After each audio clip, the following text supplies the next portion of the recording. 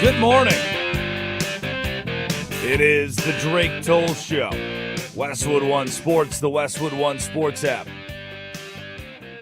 Drake Toll with you from the Savannah Bananas organization and Locked On Big 12. And good morning. You woke up today, didn't you? In, Burleson, Texas, and thought, you know what? I did not expect the U.S. national team, the U.S. men's national team, to be in contention in the World Cup. And what you know what I find interesting about the World Cup? You know what I find interesting? Because I've told you this before, is I like to tailor this show toward my father, who doesn't care about many things outside of the Arkansas Razorbacks. And if it doesn't pertain to the Arkansas Razorbacks, he doesn't care much to listen about it. And if he hears the words World Cup put together, he's like, I'm going to get it. Soccer's not my thing.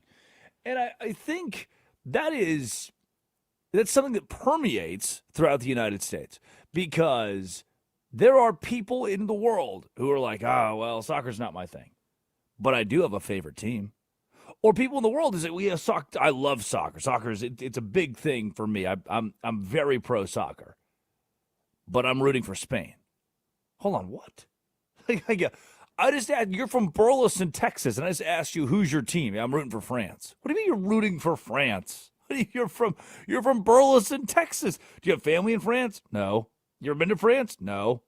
What about you? Oh, I'm rooting for Portugal. Nah, I'm rooting for so-and-so. I'm rooting for individual players. I'm a big Messi guy. I'm watching all the Messi games. It is as if in the United States, either people just don't really care about soccer, or the last team they're following in the World Cup is the United States, because they've already kind of given up on the United States winning the World Cup. And now the U.S. is going to win its group and have possibly a Notre Dame football-esque path to contention when it matters most in this year's tournament. I understand the experts will tell you that there is no way that the U.S. could win the World Cup, and I know that there is probably no way the U.S. could win the World Cup. But this country looks as dangerous, if not more dangerous, than ever in the modern era in the 2026 iteration of the FIFA World Cup. And that rocks pretty hard. Good morning, everybody. It is 6:03 and 9 seconds Eastern Time. Drake Toll with you. Laura Jimenez runs the board. Addie Bates is producing today and every day. And this was a weird weekend. I hope you enjoyed yours, and a long weekend with Juneteenth on Friday. I hope you had a happy Juneteenth, a day of liberation and a day of celebration. And this weekend for yours truly in Nashville, Tennessee, which is one of the cities on the planet. I didn't realize that the World Cup had taken Nashville. I didn't understand that there'd be so many the permeation of people from Scotland in our world right now. I thought they were just limited to Boston. I didn't know we were allowing them out of Boston. I ran into dozens of Scottish folks on the streets of Broadway in Nashville, and spent my weekend somehow in an odd way. What a blunt rotation, with Johnny Knoxville, Steve-O, Hardy, the country singer, Dan and Shay, the Hughes twins, the Hughes brothers, and Diego Pavia. Oh, Chris Young was in there too. We'll get to all that throughout the show. It was an odd weekend as Banana Ball took over Nashville. And you may have seen on ESPN this weekend, the Savannah Bananas played the Indianapolis Clowns in Cincinnati. And Cameron Stewart, crazy Boston sports fan, was on the call on ESPN. Wyndham Clark wins the U.S. Open, and that was not one of the names that was – it's his second time winning the U.S. Open, by the way. But that's not one of the names that we mentioned last Wednesday, Thursday, Friday as the guy to bet on to win $4.5 million over the course of a few days over the weekend. Sam Burns tried to chase him down as Wyndham Clark almost fell apart in his final round, but did not. Scotty Scheffler shot even on the tournament and finishes tied for fourth place at the U.S. Open and Shinnecock Hills. Tough golf course. Wyndham Clark, 4 under, wins the entire tournament. 4 under, wins the whole thing. Sam Burns at 3 shots under was in second place. And Brady Tkachuk is being sent to the Panthers and will play with his brother. That was a bombshell that came down the pipeline yesterday. Ottawa trading Tkachuk to the Panthers, who already have Matthew on their roster, and Ottawa will land both of the Panthers' first-round picks in Friday's draft, number 9 and number 25 selections that Florida had acquired from the Kraken. And we will surely tell you about the NBA draft that is heating up, because I do not think that A.J. DeBonsa, the projected number 1 overall pick, will be a member of the Washington Wizards, who have the number 1 overall pick. I foresee that either the Wizards will trade down to 2, which is what they should do, and allow the Jazz to draft first. They know how much the owner of the Jazz, Ryan Smith, is one of the biggest donors that BYU has. And A.J. DeBonsa, the BYU kid, played his high school ball in the state of Utah, understanding that going to BYU and being in the back pocket of Ryan Smith is probably not a bad thing for his career. And now he has an opportunity to possibly play for the Utah Jazz. If you're the Wizards and you know you want Darren Peterson, and remember Darren Peterson, the Kansas kid, said, I'll only do interviews with the Washington Wizards. So if you know, hey, we're Washington, and we want Darren Peterson, okay, then go get Darren Peterson at the number 2 overall pick, because you know the Utah Jazz want A.J. DeBonsa. And if you're not sold on him, then give A.J. DeBonsa to the Jazz, take Darren Peterson at 2, grab a couple draft picks or a couple players, whatever you want. You have leverage. The NBA Draft, June 23rd, 8 o'clock Eastern on ABC. Tomorrow, this week is going to be a big week in the round ball rock world. Let's open it with World Cup, though. Westwood One Sports and the Westwood One Sports app. Here's what you need to know, because you might feel behind the 8 ball. You might feel like you're walking into the office. You might feel like you're walking into these conversations. Your son loves soccer, but you don't get it. You're not really sure where to go with this whole thing. And when he's talking about it, it kind of sounds like he's talking gibberish. The first thing I want you to know, maybe the baseline of this is Lionel Messi at this point is the greatest soccer player of all time. If you can bring that to the conversation, you have a launching point. I'll bring you back to the statement performance for the defending champs. Netted the tournament's first hat trick. Led Argentina to a 3-0 win over Algeria. Old news by now, but that's what you need. That's step 1. That's our 100% of people know this. Lionel Messi is the GOAT. Mexico, as one of the tournament co-hosts, became the first to qualify, by the way, securing a spot in the round of 32 after topping Group A with a victory over South Korea. Mexico looks like one of the most gritty teams in the entire tournament at this point. Curacao. There are names like Curacao and Cape Verde that are surprising a lot of people. Curacao, in one of the tournament's biggest surprises, in my opinion, held Ecuador to a scoreless draw. Goalkeeper Eloy Room, a record-breaking 15 saves for Curacao. Germany, by the way, who's a team that has had plenty of World Cup success in the last 2 decades and has struggled, though, here recently, has advanced the knockout stage for the first time since 2014, enjoying an 11-game win streak. They're one of the hottest teams in the world. You got the whole world together, and Germany finally looks like its old self again. Germany finally looks like a contender again. Japan beat Tunisia yesterday, a 4-0 victory. It's the largest win for Japan, highest scoring game at a FIFA World Cup match in their country's history. Oh, the Netherlands, the Dutch, set a World Cup record, extended their unbeaten streak to 14 matches, including 5-1 over Sweden. Now, these are just the highlights. These are the high levels. I'm letting you pick and choose. Before I dive into what I have been glued to this World Cup, I'm giving you a menu of things you could know or need to know, or the highlights. Because you're like, oh, yeah, my grandpa's Dutch. Oh, nice. 14 matches in a row. Good for you. Huh. The tournament's 1,000th all-time match was even played this weekend, Japan and Tunisia. That same game, June 21st. The match was number 1,000 in the history of the World Cup, and high-stakes competition sees teams like Haiti, Tunisia, and most surprisingly, Turkey. That's probably how you know the country to be pronounced. But Turkey becoming the first nations eliminated from the knockout contention, as each of them obviously struggled to secure the necessary points they need to get out of the group stage into the knockout round. And it's Salah for Egypt. Mohamed Salah found the back of the net. Egypt recorded a historic win against New Zealand and keeps momentum alive. But my favorite story out of this whole thing has got to be Cape Verde. You ever heard of Cape Verde?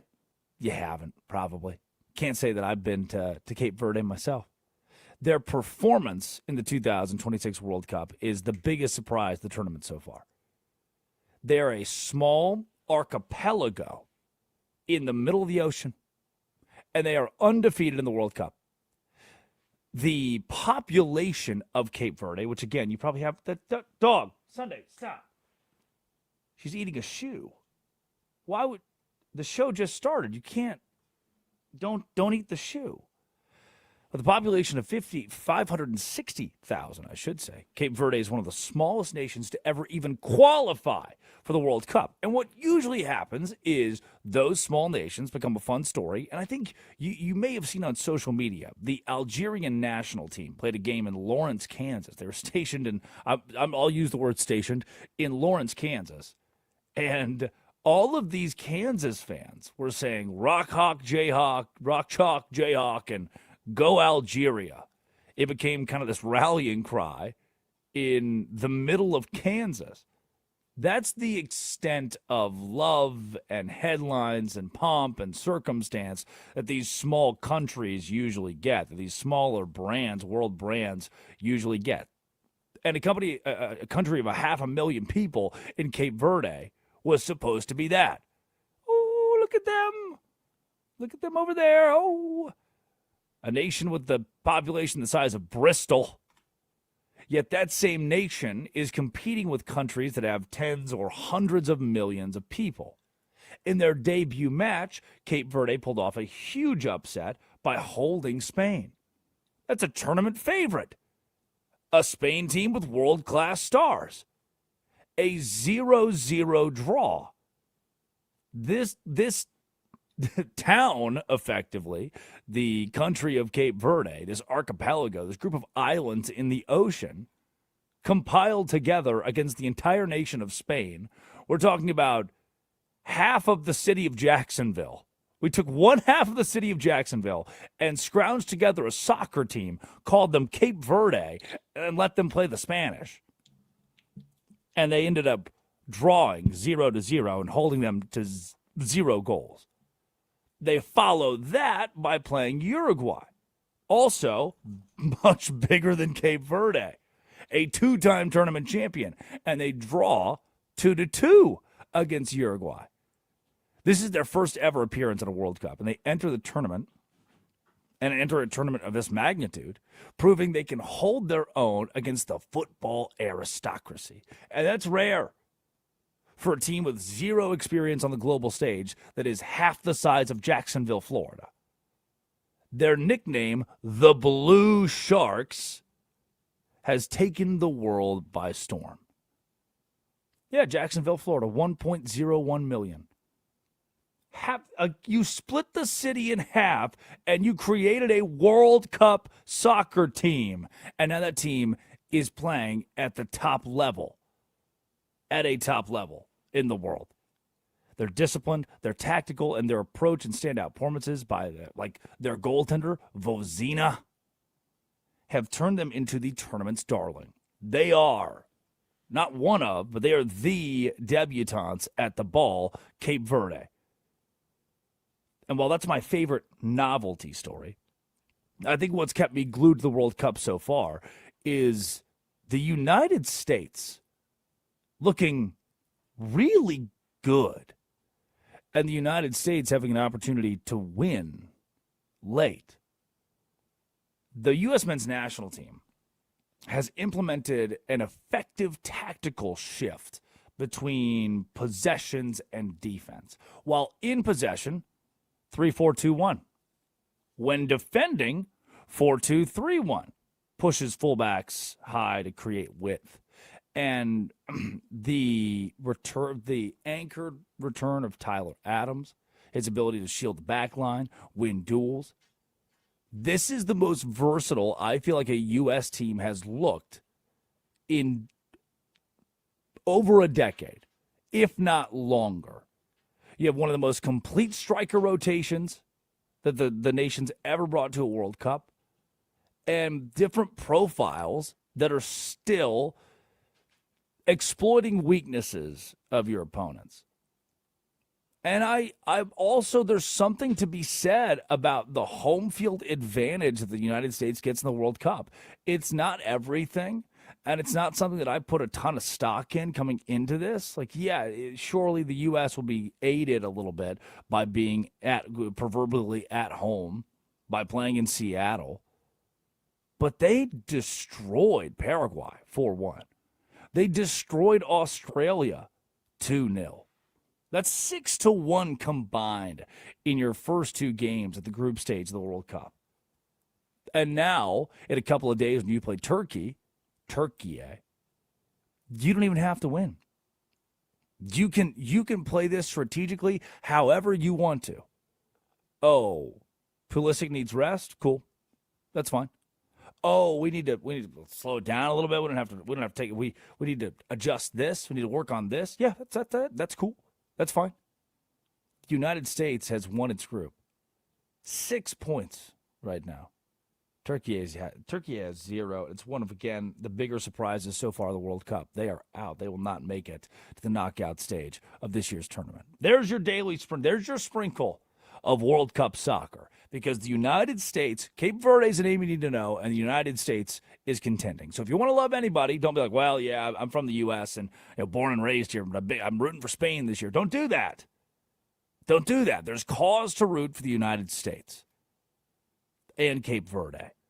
When we come back, a bombshell blockbuster trade in the National Hockey League sent shockwaves through the league yesterday. Here's everything you need to know about it.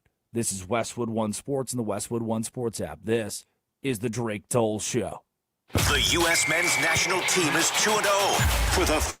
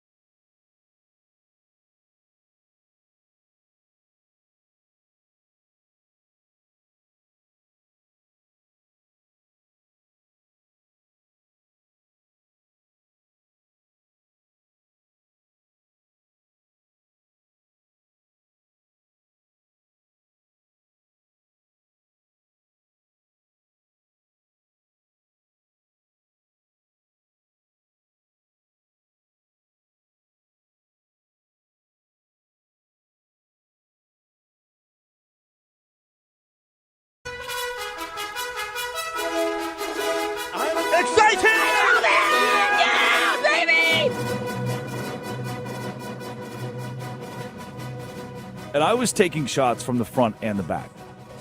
Good morning. It is Laura Jimenez running the board. Addie Bates is producing today. Death! Taxes! Tanner Thomas long balls! It is Westwood One Sports and the Westwood One Sports app. Hope you had a good weekend.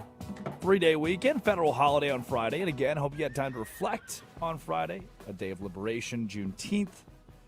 And now coming into Monday, the World Cup dominating the storylines, the offseason in hockey, in basketball. The New York Knicks in 5, won the NBA title in 2026. You're not dreaming. And North Carolina, I didn't mention it off the top of the show, and I should have. It's on me. I'm going to wear this one. North Carolina and Oklahoma meeting in the College World Series finals over the weekend, and that series has stretched to Monday, with Carolina evening the series by winning yesterday. And now they'll play a deciding Game 3 today in Omaha for all the marbles of the College World Series. Can I tell you something that I think is really stupid? The way that college baseball handles itself. Because I like college baseball.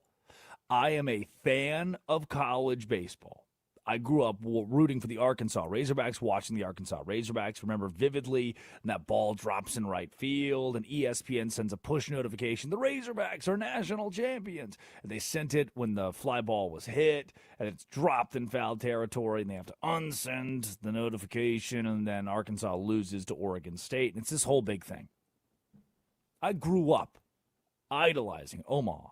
And there are few fans who complain more than college baseball fans. They love to go, oh, we don't get enough publicity. Oh, people don't talk about us enough. Oh, we're not on ESPN enough. Oh, college baseball always gets a bad rap. They never get the respect they deserve. Do you want to know why? Do you want to know a piece of why? You're going to play your national championship on a Monday at 4 o'clock Pacific time?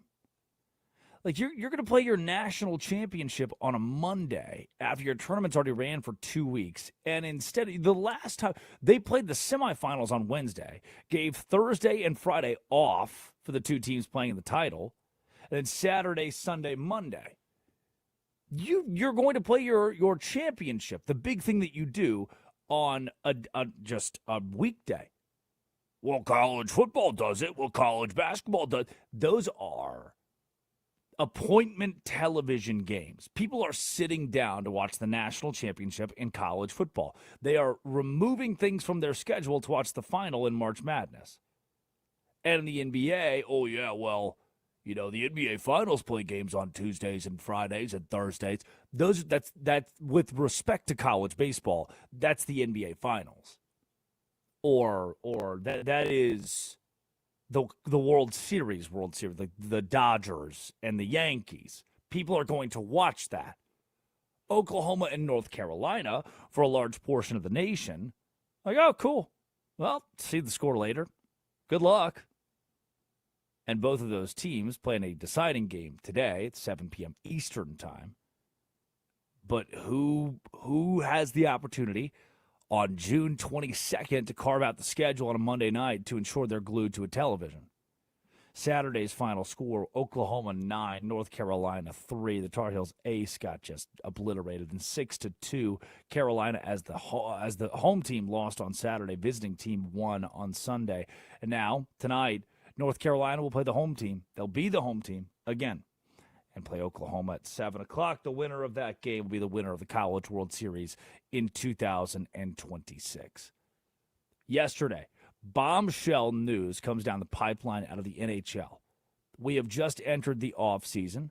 Congratulations again to the Carolina Hurricanes, Rod Brind'Amour, for winning the Stanley Cup for the first time in 20 years, for the first time since Rod was a player for the Carolina Hurricanes. And Rod is the most integral single individual for any professional sports team ever.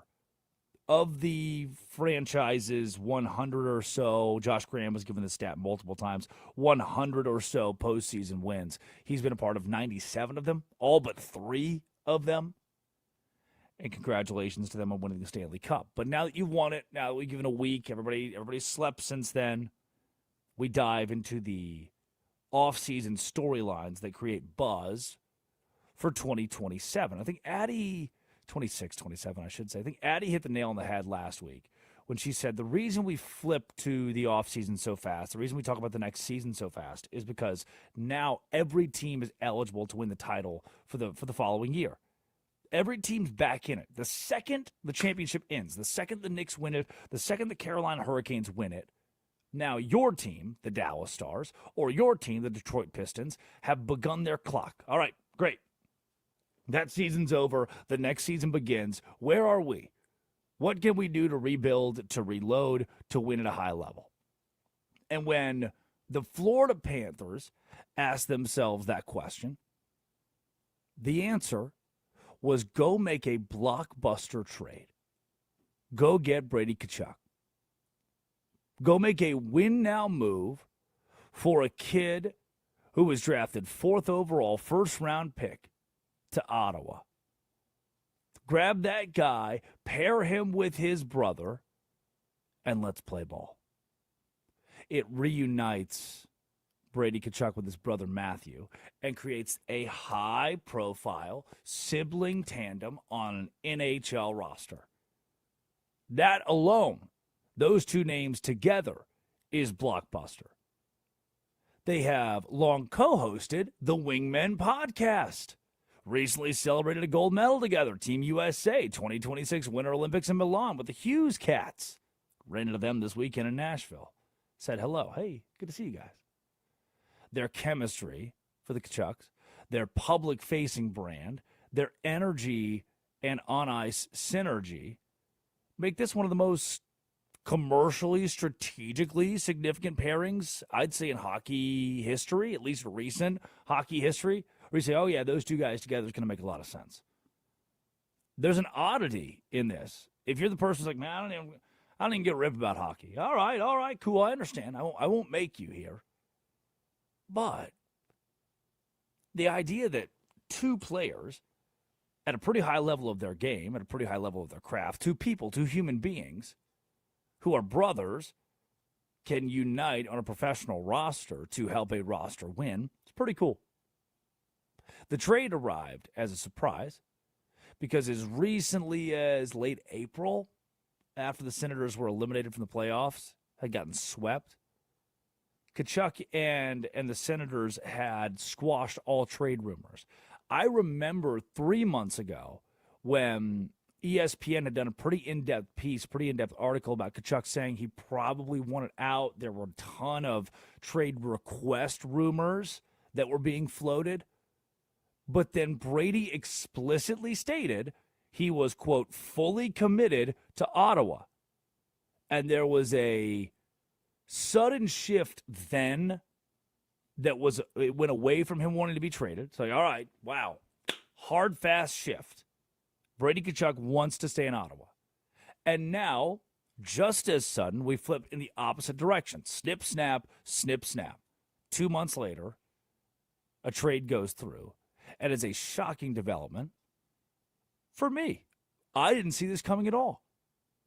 And to secure the 26-year-old captain, the Panthers parted with future assets, the number 9, number 25 overall picks in the 2026 NHL draft, a 2027 second-round pick, a conditional 2029 first-round pick. For a team that already possesses championship-caliber roster, Florida is damn good. This shows an even more aggressive push to go all in and win now and extend the window. These professional franchises, professional organizations are constantly talking about extending the window. Do we have an open window to win the Stanley Cup? Yes, we do. Okay, how do we keep that open? How do we ensure that we whatever the nucleus is, whatever the roster makeup is right now that ensures that we are a contender, how do we keep that intact? And they're doing that by loading up with more and more stars, Brady being the most recent of these. And they've created a nightmare top 6 forward group. I'd say it puts Florida in company with the deepest top 9 forward rotation in the NHL. Deepest, I'd go to say. And you have Brady slotted alongside Matthew, Sam Bennett on a pretty high-intensity second line. And that will allow the Panthers to create a matchup nightmare for opposing defenses. That trio, elite physicality, relentless forechecking, high-end offensive production, and you can now balance scoring depth across all lines. No team can focus their defenders on just one guy. Hey, go guard that guy. Nope. Now there are a plethora of options for Florida. And perhaps the most impressive aspect of the deal, by the way, is that Panthers GM Bill Zito acquired an elite captain-level talent and sacrificed 0 core players. 0 of the guys who helped the organization win Stanley Cups. And by dealing only draft capital, you add a significant piece to a roster that already features stars. Florida might not win with this in 8 years because they gave up so much draft capital. But in the next 3 to 5 years, which is what they really seem to care about, Florida is in good shape. Addy Bates produces today. Addy, what is the shock level for you of the Brady Tkachuk trade here?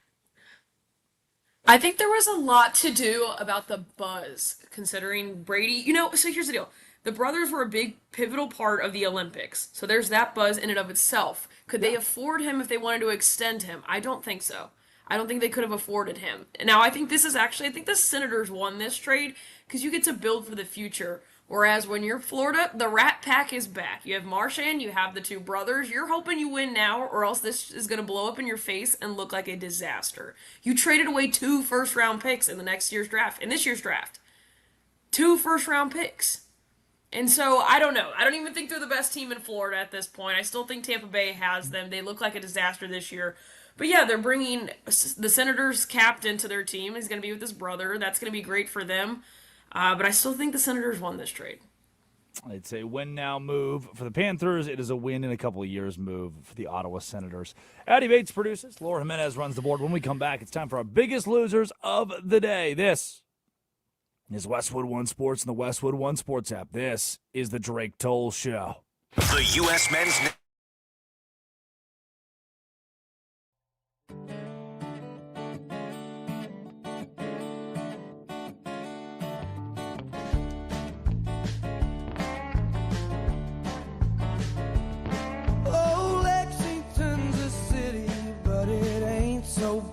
freaks me out, and if I need a breather I can hit the parkway.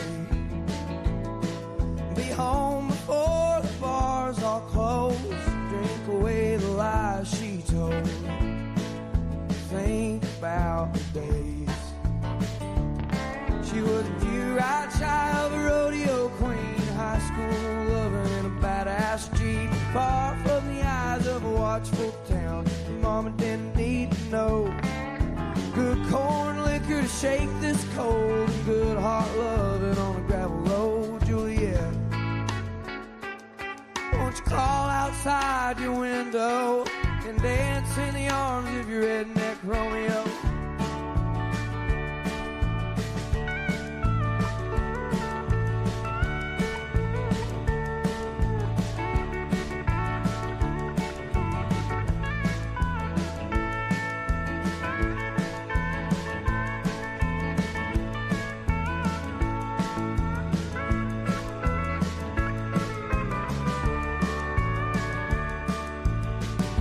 Push came down to shove, I'd be a band for her love. Shoot sharp and walk away. She was good before she changed her name, and I bet that ain't all that's changed. Goddamn, I remember the nights. I was a young punk kid from a dried up town, Cold Car County full of hunting hounds. She was the one who kept those boys at bay. Her high heels and my red wing boots, cutting couches in the living room. Juliet, won't you crawl outside your window and dance in the arms of your your redneck Romeo.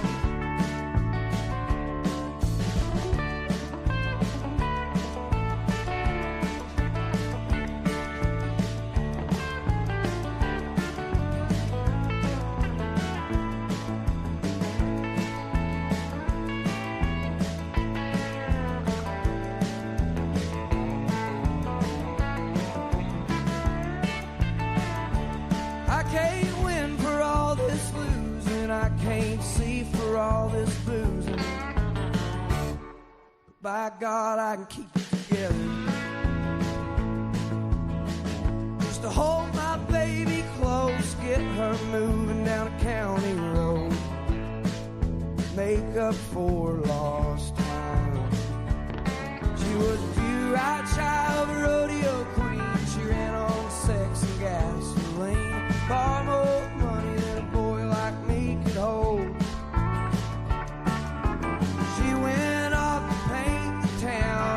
Stuck holding these mountains down, Juliet. Won't you crawl outside your window and dance in the arms of your redneck Romeo? Won't you crawl outside your window and dance in the arms of your redneck Romeo?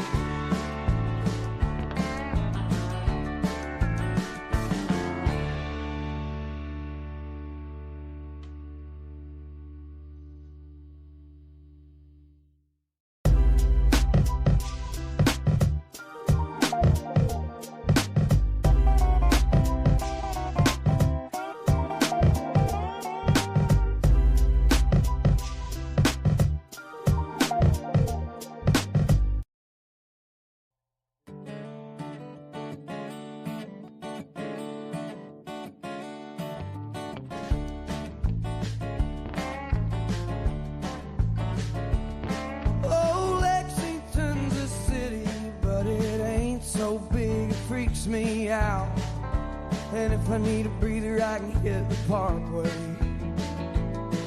be home before the bars all close, drink away the lies she told, think about the days.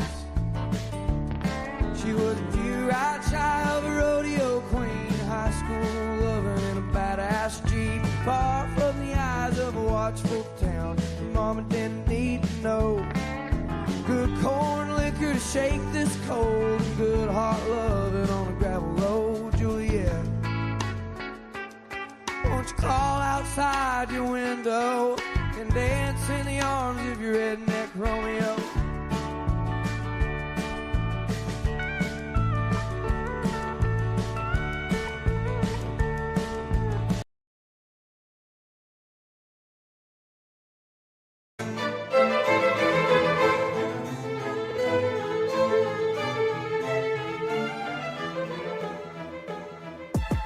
It is the Drake Toll Show. Westwood One Sports, the Westwood One Sports app. Good morning, everybody. Drake Toll with you from the Savannah Bananas organization and Locked On Big 12. Fresh off a weekend on TNT, True TV, CW, hanging out with Johnny Knoxville, Steve-O, Hardy, and Chris Young. Then we get to the bar on Saturday night, and a guy looks at me and is like, do you know who they are? Like, I don't know who you're talking about. The guys in our section with us. Like, I still don't know what you're talking about. That's Dan and Shay. It's like, okay, yeah, the guy, over the corner. Yeah, I recognize those guys. Yeah, and then over there's Diego Pavia. Like, oh, yeah, it's down there. I see him. Hey, whoa, Diego, hey. Those are the Hughes brothers. Like, oh, hey, good to see you guys too. Like, all right, great. Fresh off of a busy weekend in Nashville, Tennessee, where I guess everybody lives. This was news to me. Addie Bates was in Nashville, Tennessee this weekend as well. And Addie Bates produces today. Laura Jimenez runs the board. Fresh off of that, I guess today it is only right that we bring down such a fantastic mood with your biggest losers of the day. Biggest loser number one, the San Francisco, that is if you ask Jamal Charles how you pronounce it, the San Francisco 49ers.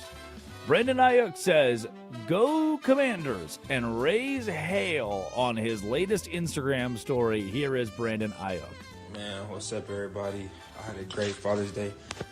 And before I lay down and go to bed tonight, I just wanted to say, go Commanders! Go Commanders, man. Go Commanders. Raise hell, man. Take command. What you talking about? Uh-huh. So 49ers receiver, right? No. That's correct. 49ers receiver, Brandon Ayuk, is back on social media. And in a video says, go Commanders multiple times. Per NBC Sports, this video comes 2 weeks after Ayuk posted multiple videos critical of the 49ers, 9 days after he deleted the videos, and 1 week after he posted a video with the caption, coming to an end zone near you. It is believed by many he'll eventually land with the Commanders after the 49ers release him, and that hasn't happened yet. So Brandon Ayuk, the wide receiver, you know the name. You watched him play. He's been a pretty good wide receiver in the National Football League. Is, in essence, publicly begging that the 49ers let him go. And he'd like to land with the Commanders. They have been squatting on Ayuk's rights, the goal of engineering a trade. But if Ayuk shows up when training camp opens, the only move may be to cut him. What are the odds he'll play for San Francisco in 2026? Almost zero. Hope this works out for you, this level of fishing, Brandon Ayuk. Best of luck. Biggest losers of the day, the reflecting pool. Oh, no. It still has algae and the paint is chipping.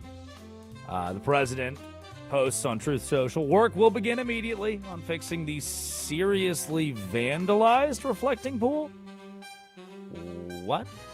I just inspected it and could only say to myself and those gathered around me, wow, who would do such a thing? Sick, deranged people. We will fix it? Question mark. President Donald J. Trump. You shot your load? I would like to know, of the $13 or $14 million we spent on this project, how much do I get? When do I get paid for? I doubled the size of it, you dumb person. You know, like, it's some level here. You know, I remember when I was in, I'm not saying this is happening, when I was in high school or right after, my dad he's a contractor, builds things all the time, and had put in a bid to build a building at the softball facility at our school. Now, my sister plays softball. He knew, like, it's future investment here, wants to help out. His price was 2/3 of anybody else that put in a bid for this building at Valonia High School. And the school board accepted a bid that was over asking price. Like, they accepted a bid that was way too much money for just building a shed outside of the softball facility. Come to find out, well, the assistant superintendent's brother owns a business that builds things, and we could give them a lot more money, and they could use that money to build the shed. To which my dad was clear, like, hey, I just want to help my daughter out here. You guys don't even have to pay me, really. I'll do whatever it takes. Like, no. We're gonna pay them, actually, because we want to. Huh. I'd like to know who this $14 million is going to for this whole reflecting pool thing. Biggest losers of the day, the Pirates. You are a smelly pirate hooker. They have now lost 7 straight games with Paul Skeens starting. Remember the day? Do you remember the time? This was 2 months ago. Because Paul Skeens had that disastrous first start. And after that, his next 4 or 5 were elite. And he was right back to being Paul Skeens. And he is still Paul Skeens. But the Pittsburgh Pirates have lost 7 consecutive games he started in. You know what this reminds me of? Every other time Paul Skeens has pitched for the Pirates. His individual stats in this stretch alone, a .286 ERA and a .93, a 93 whip. Strikeout totals, great. It's been the insufficiency of the offense for the Pittsburgh Pirates and no run support that has buried Paul Skeens again. How much longer can we be wasting one of the best starting pitchers in Major League Baseball and a young, fruitful, budding career? Sorry, Paul Skeens. Biggest loser of the day, Tom Brady? What? Yeah. New York Post says Gisele Bündchen snubs ex-Tom Brady as she celebrates role model husband Joaquim Valente in Father's Day post. Interesting. Yeah. Tom Brady got left out of the Father's Day post.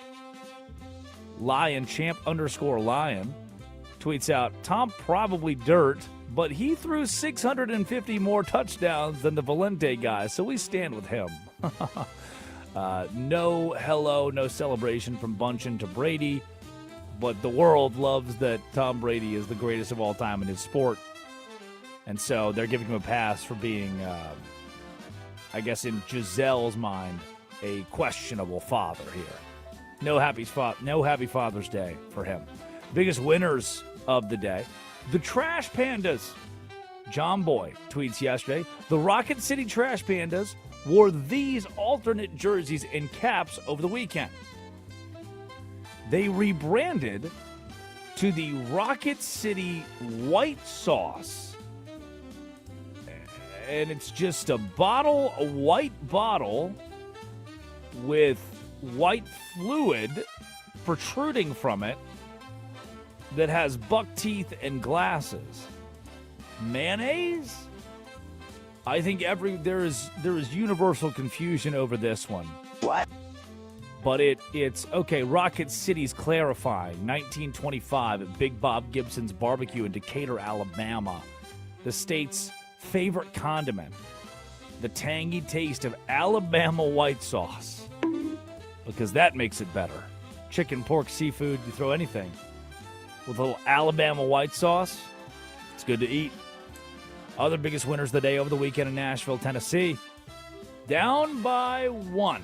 2-1 is the score in a game that yours truly had on CW this weekend in Banana Ball. Down by 1. Taylor Justice comes to the plate. It's 2-1 in the 9th inning with 2 men on. The 14th pitch of his at-bat. This happens. One of the at-bats of the year. Payoff pitch from Gillespie. What will the result be? Justice! Left field! Unloads! The Texas Tailgaters lead this ball game 4-2 off the bat of Taylor Justice! After a 14-pitch at-bat! And no runs have been scored tonight for the Blue and Orange! But the first 3 are points in the final frame! A 4-2 lead! Home run number 7 for Taylor Justice! That is banana ball! Oh, yeah, baby. The crowd in Nashville, First Horizon Park, going nuts this weekend. That put the Texas Tailgaters up 4-2 at the top of the 9th after entering the 9th down 2-1.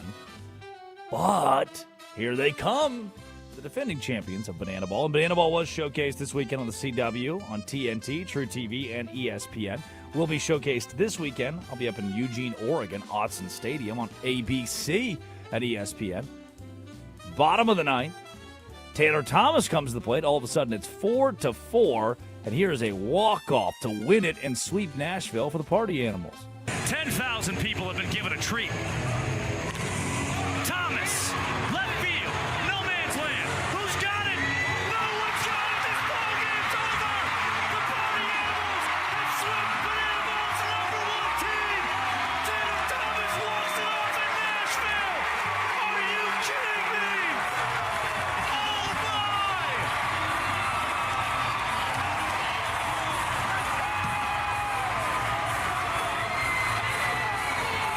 It is a sweep for the black and pink.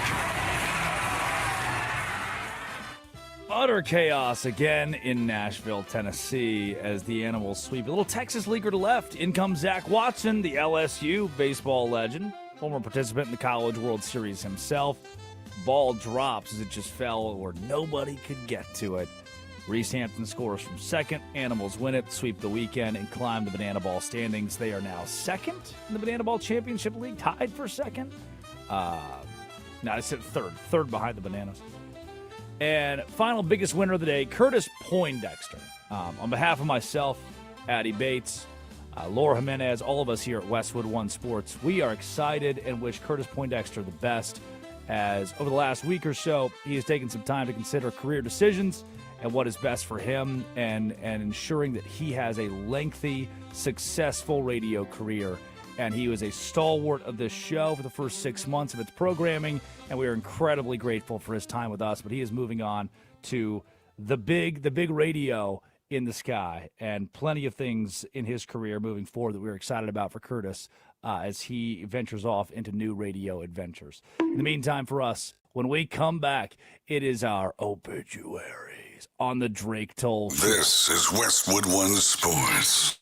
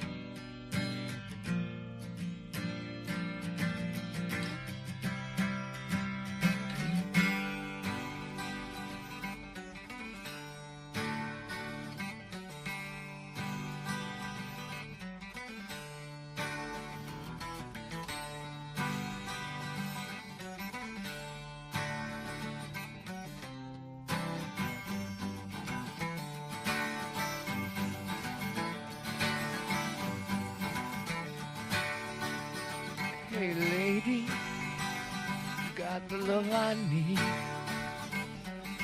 Maybe more than enough.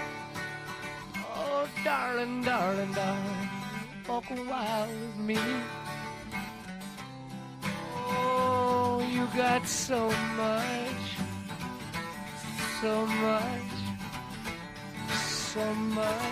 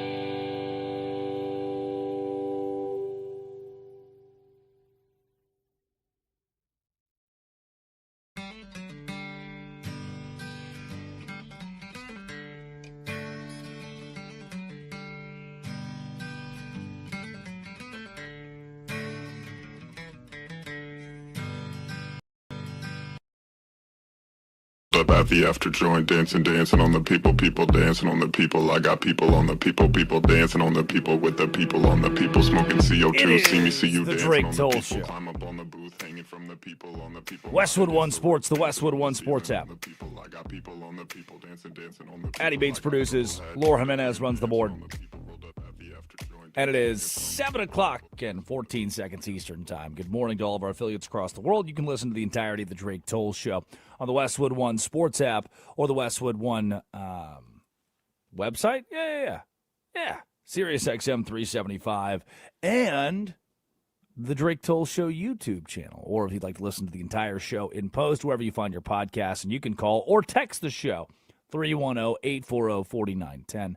310-840-4910. The most good. So I'm like Santa Claus in this way. Anytime we get a text or a call, I can see it. I can read it. It's available for me. And at 310-840-4910, you can take that. The number's not going to change. You can take the number and save it in your phone as just Drake Toll or Westwood One Sports. And then at any point in time, text or call. And at the very least, I will see it and have the ability to respond. Yesterday, Major League Baseball. Across the weekend, it is the middle of June, pushing late June. We're getting into these dog days of sports summer, the dog days of the sports season, where the Red Sox have fallen off the face of the earth, and the Mariners are back above 500 after a 3-1 victory. The Yankees fall to the Reds, and the Reds have come back down to earth, a couple games below 500. The Brewers and the Braves in one of the biggest series of the years so far. I had this conversation over the weekend. I like the way that the Dodgers, it's tougher to do in the NL because getting to the postseason is much tougher in the NL than it is the AL. But a lot of these teams are fighting to figure out how they stack up in the postseason. When the Dodgers play the Marlins, they can lose that series because they know by the time this whole thing shakes out, there's a very small chance they would face the Marlins in the playoffs. The Dodgers don't need to figure out how to beat the Marlins. However, when the Dodgers are playing the Padres, and by the way, the Padres are middling this year. When they play the Padres, you see an uptick. When they play the Brewers, you see an uptick. They're trying hard. If they lose 12-1 to the Orioles, all right, who cares?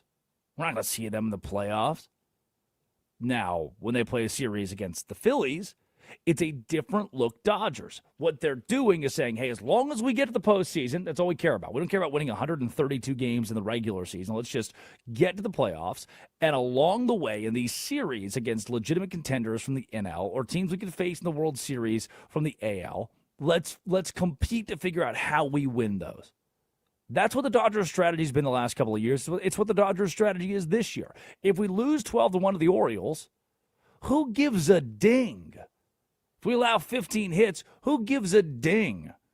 As long as we know how to beat the teams that will be in front of us in the postseason. As long as we've figured out those squads.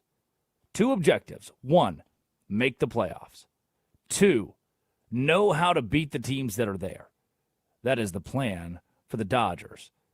And that is something that the rest of this league, the AL specifically, has, no grip or bearing of, considering those teams are just trying to win in general. Still, the AL is floundering. The Mariners lead the West 1 game above 500. The Rangers, A's, and Astros all within 3 games in that division because of how bad the division is. The Central, kind of the same thing. The Minnesota Twins are 38-41 and still only 3.5 games back of the Cleveland Guardians for that first spot. The White Sox are competing for the AL Central lead. The Yankees, the Rays. The Yankees are kind of that lone AL bright spot, and the Rays I don't think have longevity. But for now, they're 12 games above 500, and for that, you deserve some credit as we're getting closer and closer to the halfway point of the 2026 Major League Baseball season. Now you know. Now you know how we're going to pan out. Now you understand who the cream of the crop is in Major League Baseball. If you want a stat, by the way, and I think this backs up the A's not having longevity. The reason I don't think the A's are going to win long term this season, they are 12 games above 500, but just a +8 run differential on the year. Only 3 teams in the AL out of 15 have a positive run differential this season. The Yankees, the Rays, and the Mariners. Only 1 team has a positive run differential over 20 runs in 2026. The Mariners are +17, the Rays are +8, and the Yankees are +112. Only the Yankees are the only team in the AL right now. Whereas in the National League, it is a bloodbath as every team tries to chase the Los Angeles Dodgers, the Braves, and the Milwaukee Brewers, being the 2 brands that seem best suited to dethrone LA. Good morning. It is time for our obituary. Yeah. I guess that's your sort of obituary. Number 1, dead today, the American League. Yeah. That's where I was going with all of that. Number 2, dead today, this duck. Yeah. A dead duck was found floating in the reflecting pool on Sunday, days after workers were seen dumping hydrogen peroxide into the water. Addie, you live in Washington, D.C. I know you're on a soiree in Nashville, but are the ducks dying? This is true boots on the ground reporting. I can confirm that the ducks are dying. They're killing the ducks. The water is killing the ducks. That's not good. The ducks are my favorite I've part. seen it firsthand. The ducks are dead. Obituary number 2. Like? I don't want to see the picture again. I already got. Yep, thank you. The YouTube stream is going to get removed now because Addie put a dead duck on there. It's fake. It's fake. It's a fake duck. I hope so. Dead today, Tom Brady's Father's Day post. Gisele Bundchen does not post Happy Father's Day to Tom Brady, but instead to Joaquim Valente, her new role model husband. Addie Bates did put this into obituaries. I believe it's an accident, but also pretty valid. I did not. Oh, but you did. Oh, I did. Oh, yep, there it is. You know, admission is the final stage of guilt. So I'm glad that we got. Well, I did ask for your help about 5 times yesterday. I was asleep. Yes, day, at actually. 5 p.m. Yes. Correct. Also, yes, I was asleep at 5 p.m. Who is your Why was daddy that? Why couldn't you and help what out? does he do? Why were you up late? Why was I up late? What do you mean? You Last were night? awake until like 4 a.m. Last night? the night before. And that's why Oh. you slept all day yesterday. Correct. Yeah. Saturday night I was up until almost until I had to fly because I didn't know Dan and Shay would be at the bar. My favorite. So you forgot about the Drake Toll show. No, it was a Saturday night. Very funny moment. I'm with one of my buddies who's pretty well connected in the Bananas organization. And he looks at me and he goes, "Hey, can I ask you something stupid?" I mean, wouldn't be the first time. And he said, "Which one's Dan and which one's Shay?" I don't know, man. No one preps you in life for this. No one gets you ready for your first hello with the country duo Dan and Shay. Thanks, guys. Good to see you. Nice hanging out. Brady Tkachuk is a senator. Dead today. Brady Tkachuk is a senator. He did not get reelected. God, you're so funny. Get it? It's good. He did it. He did it again. There's some good notes and nuggets on this earlier. Addie Tkachuk no longer a senator. Does this? You said it's a good long-term play for the Senators, given the draft stock, the draft picks they get. And the Panthers can win now with this. Net positive, then, for both franchises? I'm hearing, sources are telling me, that literacy rates in Ottawa have skyrocketed since his departure. Who are those sources? Is it Schefter? Per Adam Schefter. Ottawa can now read at 100% literacy rate. Good answer. Good answer. If Brady Tkachuk could read the YouTube description today, he'd be devastated. No one read it to him. No one tell him. Finally, dead today. Me for not. Oh, wow. Just the instant, like, all right, that's it. That's it. That's all I needed. Time to move on. It's me for not taking Johnny Knoxville's cup as a souvenir. Gross. It's the strangest thing I've ever been handed on live television. Johnny Knoxville, the Jackass creator, gave me his cup from his crotchular Did you area. sniff it? I did not sniff it. Here's Johnny Knoxville You and seem Steve-O. like a guy who would. No, here's Johnny Knoxville and Steve-O giving a nod, a good hello to the sport of banana ball during their debut this weekend, and then you can hear Johnny Knoxville hand me his cup. Johnny, let's start with you. Banana ball. Man, I have had a flaming ball tonight. The song and dance routines are through the roof, and the fans love it. I'm telling you that I will never get over that backflip fly ball catch. You were on fire a second ago, and that's the first thing you want to bring up is the backflip catch? He was really impressed by it. And I got to meet the guy. I got to meet the left field. Zach Watson, LSU legend. Believe it or not, I think he was more excited to meet you than maybe you were him. Dude, Zach Watson, once again, shout out. That was incredible. Here, a little souvenir for you. Oh, is this your cup? You're giving me your... Yeah. Okay, I've never gotten a cup from Johnny Knoxville before.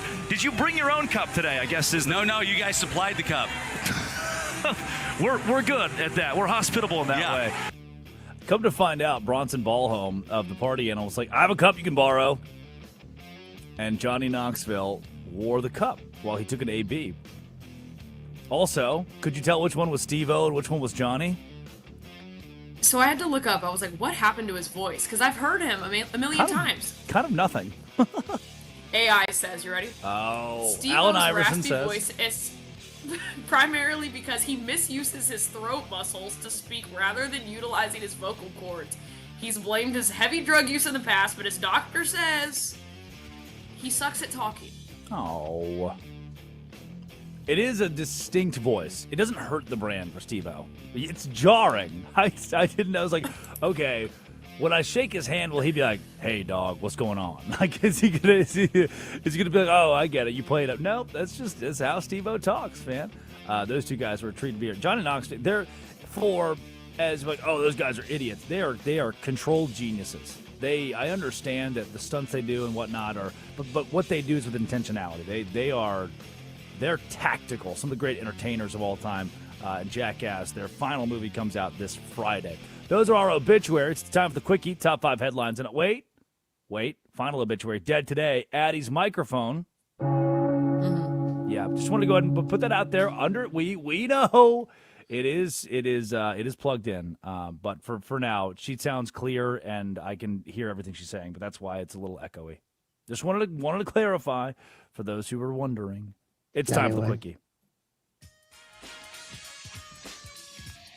Just Top 5 out me headlines like in that? all sports. Addie Bates reads them. Drink Toll responds. Yeah, I want to make sure that this is a show built on transparency. How did they build the pyramids? Transparency. No, I'm sure Addie would have just built them on her own, asking for help while everybody's asleep. Oh, yeah. Anyways, here's your first headline. Wyndham Clark rides roller coaster to second U.S. Open crown. Wyndham Clark was a pretty popular pick in my buddies' group chats alongside it was Lowry and Clark were the two guys that they really liked. And Wyndham takes home his second U.S. Open. That was kind of the big ploy for why you should bet money on Wyndham Clark. You can't now. It's over. But it was because he'd done it before. Now he does it again. On one of the funkiest golf weekends of the year, Clark just had to hunker down and hold on after shooting pretty poorly on Sunday and had still, obviously he won, but things got hairy with Sam Burns right there behind him. Clark shoots 4 under for the tournament, Burns at 3 under, Scheffler at even. This Shinnecock Hills is a damn tough course, obviously, and that's the way it played out this weekend. You see the lady on the news that mispronounced Shinnecock Hills? No. It was bad. It was really bad. What'd she say? I don't know if I'm allowed to say that. Between the hours of 6 a.m. and 10 a.m., thanks to the FCC. Yeah, correct. Here's your second headline. The Thunder move Wiggins to Hawks for picks. Saw this yesterday. I was contemplating. So I sit down every morning and do the minutes of the day, the top 3 headlines, and those air nationally. And I didn't include this actually in those minutes. I didn't. I saw this news. I was like, okay. Is Aaron Wiggins leaving OKC for Atlanta a huge storyline out of the NBA? Top 5 headlines today? Absolutely. Huge storyline out of the NBA? A storyline. But I don't think this is going to affect either Oklahoma City or Atlanta in a substantial way. OKC receives a second-round pick in 2030 and the least favorable of the Hawks or Lakers second-round pick in 2032. So more draft picks come Oklahoma City's way, and it reduces their tax penalty of $213 million to $152 million via this trade. So it frees up roster spots for the Thunder, who have 14 players under contract. Isaiah Hartenstein, Lou Dort, a couple of guys have options for next season. This is going to open things up for OKC. Is it going to be a huge effect on the Thunder or a huge effect on the Hawks? I don't think so. I don't even think Wiggins averaged 10 points last year. So, congrats. Yay. Change of scenery. Here's your third headline. Cape Verde causes latest World Cup shock. Deny. You ready? Hold on. Yep. Uruguay. Had to say it like an American. Yeah. Can you say it as a non-American? Well, it doesn't start with a "ur" sound. Oh. Uruguay? Uruguay? I'll practice later. There you go. This is I said it at the start of the show, it's my favorite story out of the World Cup in 2026 is Cape Verde, because they're a city, they are a country that is half the population of Jacksonville. They are a U.S. city. They're a small U.S. They are a market small enough for a double-A Little Rock, Arkansas. They took the adult men of Little Rock, Arkansas, and made them a World Cup team. And now that squad has held Spain scoreless and just finished off a draw with Uruguay. That's pretty dope. Cape Verde is like riding buses into the World Cup this year. A little archipelago in the middle of the ocean. This is my favorite story from the World Cup outside of the U.S. Actually, being good? I do fear the U.S. might be good at soccer right now. That's a minute. Here's your fourth headline. Tigers' Justin Verlander likely out weeks with a hamstring injury. Let's get a little crazy with our quickie here. I'm gonna say a sentence. I want you to take the last 40 seconds of this minute and respond if you can. Justin Verlander has pitched for the final time in Major League Baseball. I think that's correct. I think he's too old. How did he get hurt? In a bullpen session, because he was coming back from a left hip or just a hip injury, inflammation, okay, because he's old and it takes longer to heal. So what did he do? He pulled a hammy. It's not going to take weeks for him. It's going to take months because he's old. That's not being ageist or anything. You know, the older you get, the longer it takes for you to heal. So I don't know if he's going to pitch again. I don't see them being in the postseason this year. This team is a disaster, so that would have been his opportunity. So I think he's just going to be that vocal leadership in the clubhouse, and it's the world's worst farewell tour. Yeah, it's kind of sad the way this ended. I was excited for him to be a Tiger just because of the nostalgia of it, and it's pretty sad because Justin Verlander seems like a pretty good dude. That is a minute. What's our final headline? Quickly here, former U.S. goalkeeper Tim Howard believes it's literally impossible for the men's team to win the tournament. I agree. I think it's why most U.S. fans have a second team. And by second team, I mean first team. Again, I'm calling my buddies who I went to Baylor with, who are from Lawrence, Kansas. Like, yeah, man, I'm rooting for France. What the hell, dog? The U.S. is in this. Like, yeah, but they're not going to win. The United States is not there. We're not there yet. no matter how easy the path is. If the U.S. gets to the semifinals, that is crazy, monumental for the World Cup. I get it. We win the Olympics every year, every Summer Olympics, every time it comes around. The World Cup's different, and the U.S. is back against the wall. Dempsey said the same thing, I believe. Or was it Donovan? Landon Donovan said the same thing. So I'm yep. I don't think the U.S. is going to win it, but semifinals would be awesome. The whole nation would rally together. Eyes glued to that next couple of months. Addy Bates produces. Laura Jimenez runs the board. I'm way over time. Coming up, the College World Series final is today. Is college baseball dead or alive? This is the Drake Toll Show.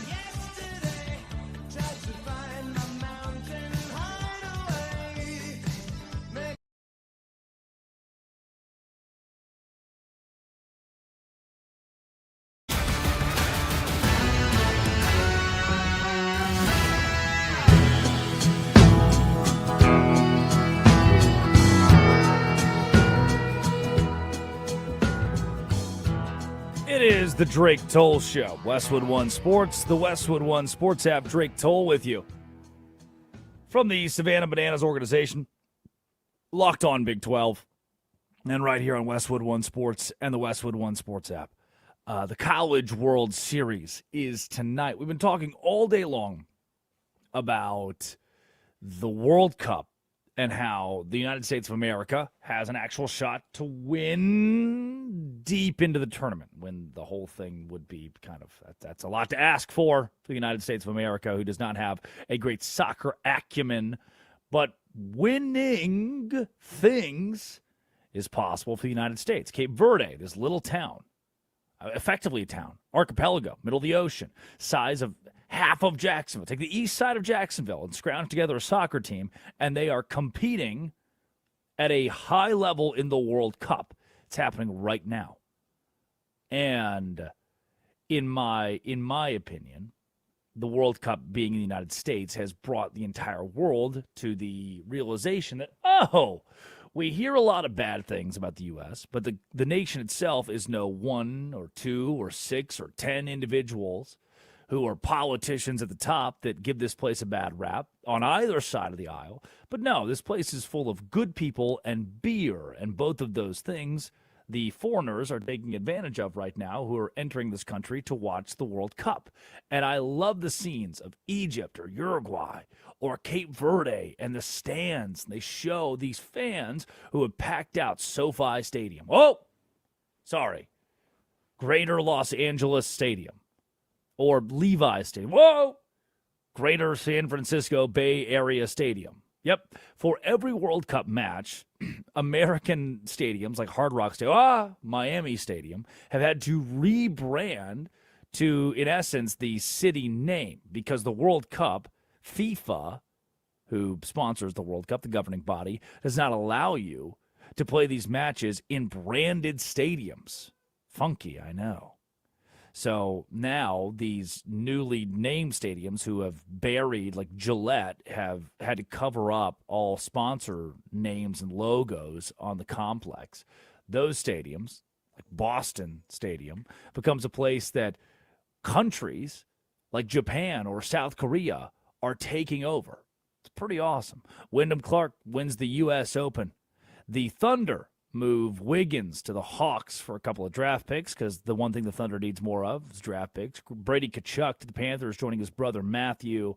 And I thought the story of the day yesterday from a feel-good standpoint was Shinnecock Hills 17-year-old Miles Russell invites his dad Joe Russell on the 18th hole at his first ever U.S. Open to caddy the final hole.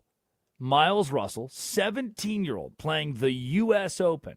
And he shot a couple over, like 3 or 4 over on the weekend, which is really good considering the tournament winner.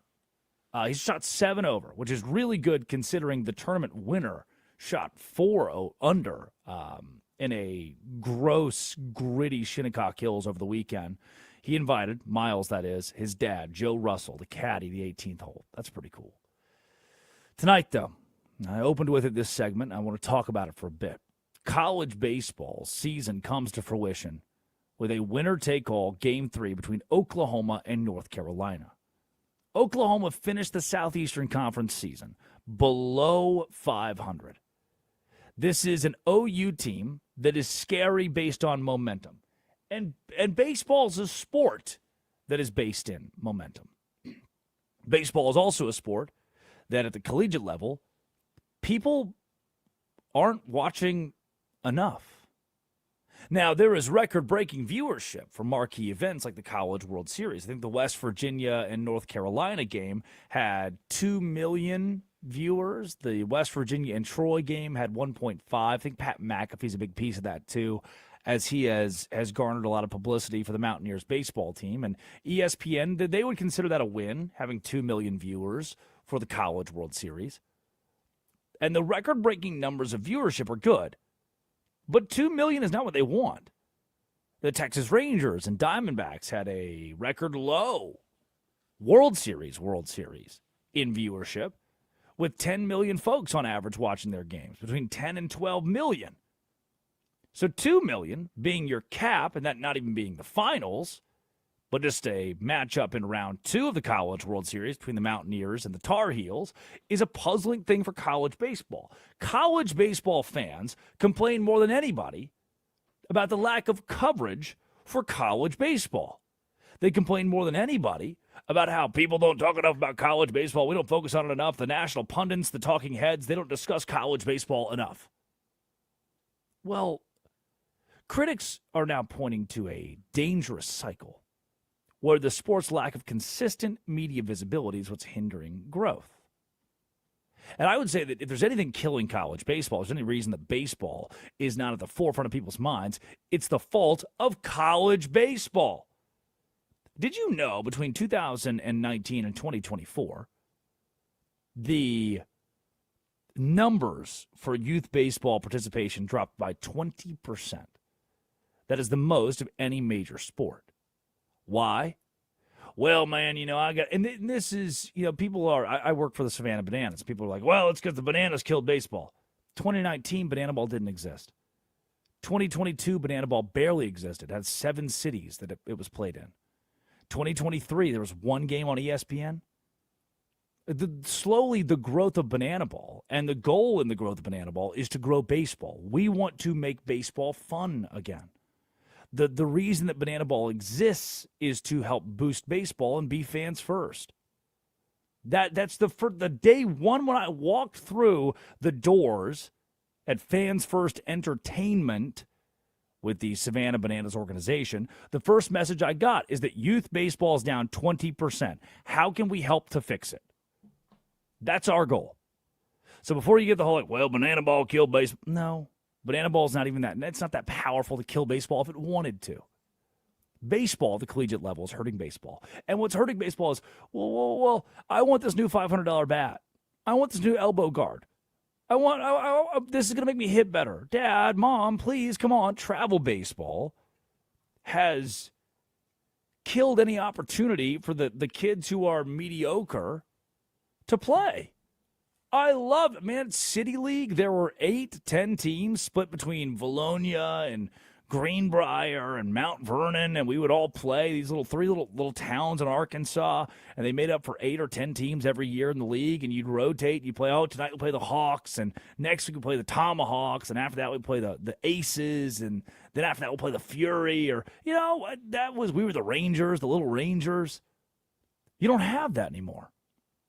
The sport suffers from a lack of unified home, by the way, if you want to watch it. Youth baseball is dying because travel baseball is becoming more and more expensive. It's a money grab. And if you're not above the red line of the barometer, the metric of success in baseball, you can't, we're not going to let you play travel ball. You're not good enough. Oh, and all these youth leagues are dying.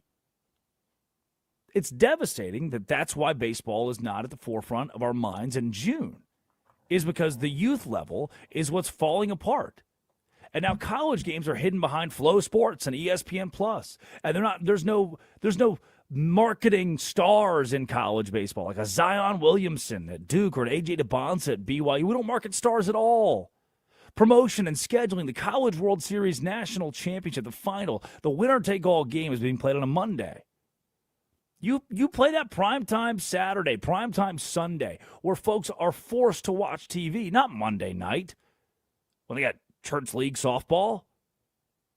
College football is appointment television. College basketball, the championships, those are appointment television. Baseball's not there yet. You have to curate your schedule toward the viewer. This event-only coverage, the one time a year we talk baseball is during the College World Series, is the reason baseball's failing.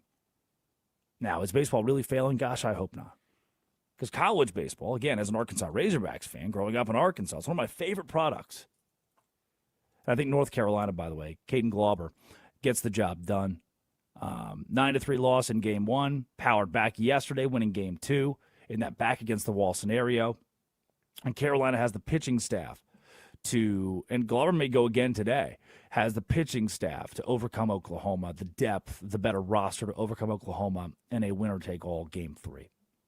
When we return, it's our Idiots of the Day. And then we'll get to some wildness that's still coming out of this Brendan Sorsby deal. You won't want to miss that. It is Westwood One Sports and the Westwood One Sports app. This is the Drake Toll Show. The NFL never sleeps on You Better You Bet with Nick Costos, head coach of the New Orleans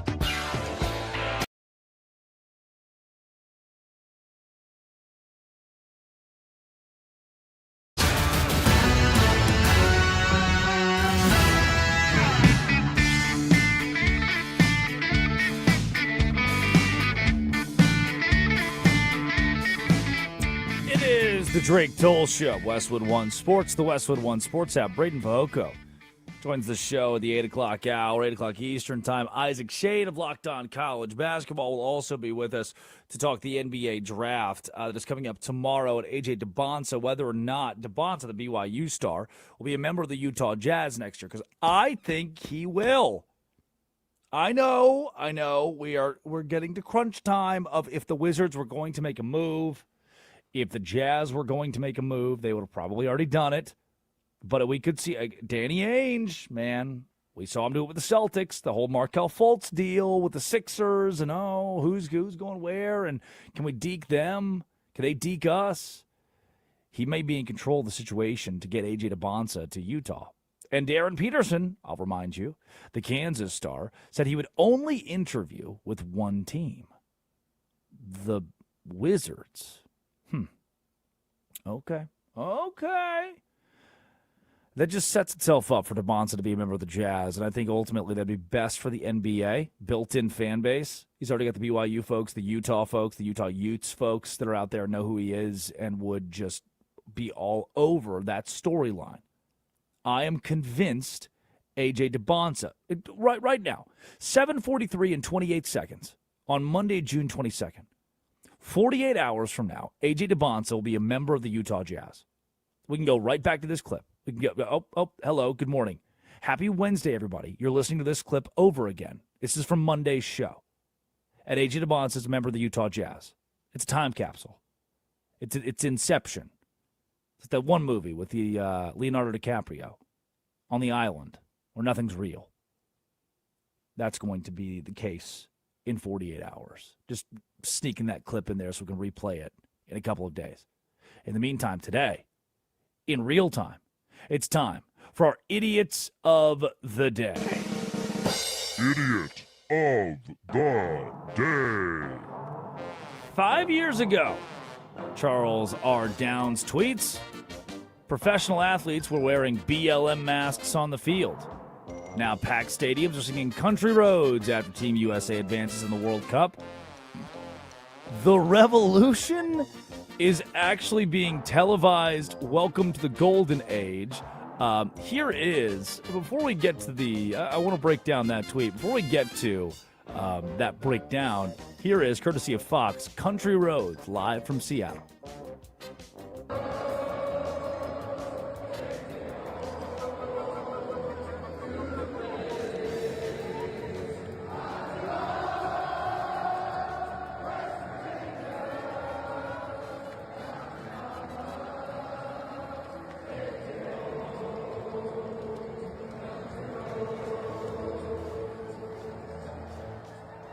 What a moment it was in the World Cup. And a lot of credit to West Virginia, by the way. The West Virginia baseball team, those original scenes out of Morgantown a couple of weeks ago helped us all remember that, oh yeah, everybody knows that song.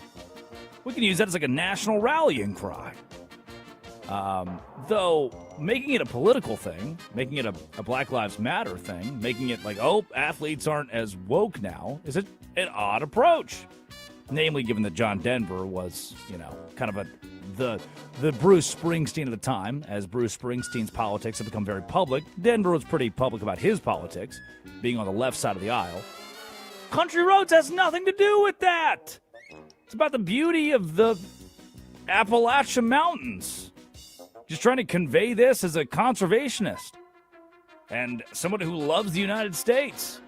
It has nothing to do with politicizing country roads or athletes becoming less woke. And everything to do with us realizing, hey, instead of saying weird stuff like that, let's just,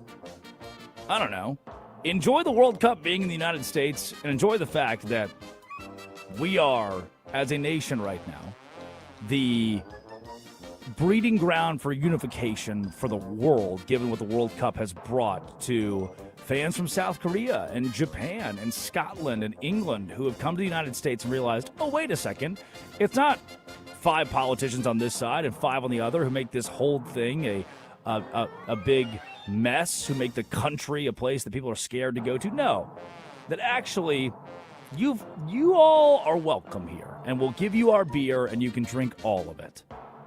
That is something that we can celebrate out of the World Cup. Not, oh my goodness, look at this song. Take that, woke. Not what it's about. Idiot of the day.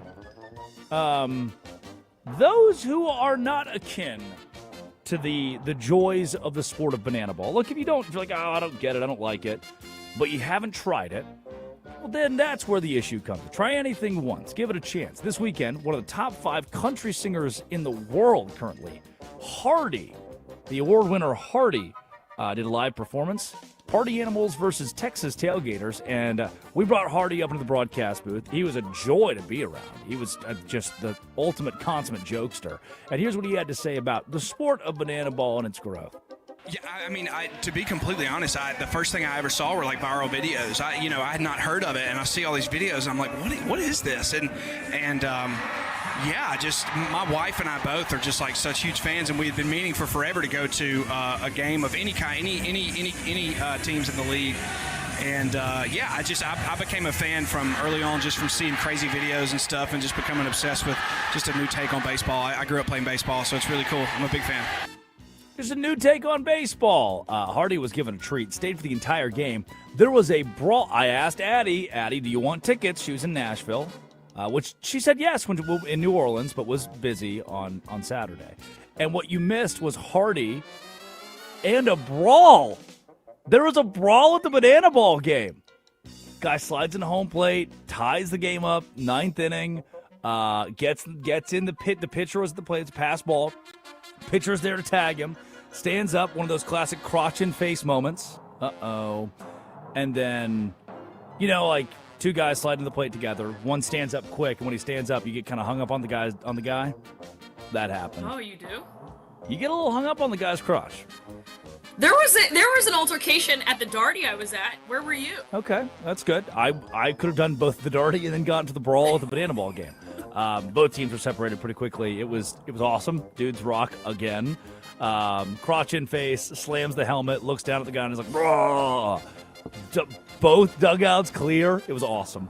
It was really awesome. But Hardy, do they start throwing bananas? No. They throw fists. Luckily, this time there were no fists thrown. It was the 3rd brawl in banana ball history. We got some feisty guys out there. Guys. Luckily, Hardy actually stayed for the full game. Said the brawl was his favorite part, which is again just dudes kind of rocking. He also stayed moments after the brawl. This happens. It is the 9th inning. The Texas Tailgaters are down 2-1. Banana ball, you win the inning, you get a point. They're down 2-1. And with 2 runners on base, the 14th pitch of the at-bat, Taylor Justice of the Texas Tailgaters does this. One of the at-bats of the year. Payoff pitch from Gillespie. What will the result be?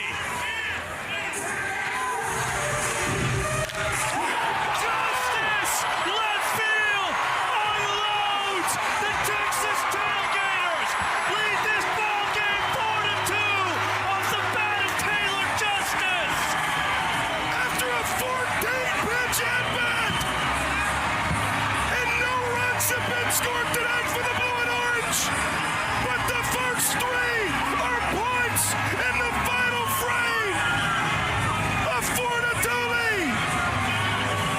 Home run number 7 for Taylor Justice. That is banana ball. Now, you are an idiot of the day if you thought the game was over at that point. 4-2, we go to the bottom of the 9th, and the most potent offense in the sport, the Party Animals, in an electric game on the CW, nationally televised this weekend, decided, you know what, game is not over yet. It's Tanner Thomas at the plate. He's got a man at second base. It's tied up 4-4 when in left field, the LSU legend and college baseball star Zach Watson just didn't have enough room.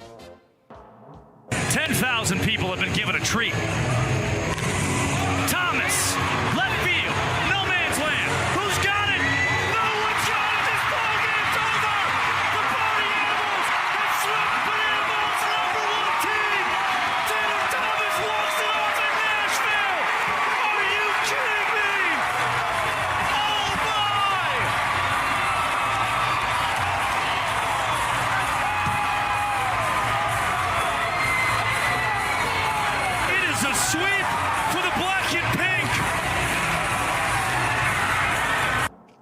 Yeah, man. The competition of, because I know there's connotation with banana ball and that word, but the competition for the sport has gotten better and better as it's become a league now with 6 teams and guys from all walks of baseball careers, both Major League Baseball, minor league baseball, and independent ball, college ball, guys who come together and create what the league is today. There were a couple of other stars who were pretty excited by this. Johnny Knoxville, Steve-O. Idiot of the day, me, maybe, for not taking one of the great souvenirs in sports history. Johnny Knoxville took an at-bat where he stood in both batters' boxes and just took pitches off of his body. And Steve-O ran the bases for a mid-inning promotion while he was on fire. I'm the idiot of the day for not taking Johnny Knoxville's cup. Here is Johnny after the game. With you, banana ball. Man, I have had a flaming ball tonight. The song and dance routines are through the roof, and the fans love it.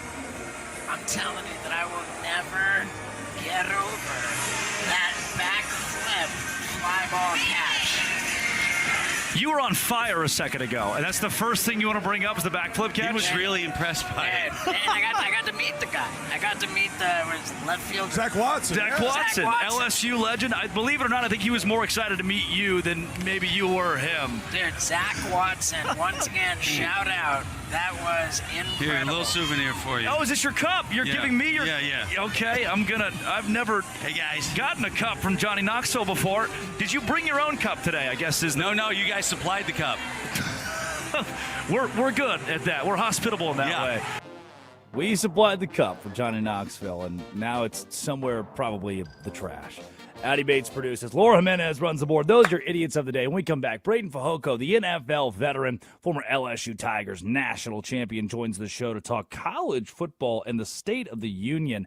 Brendan Sorsby, this is the Drake Toll Show.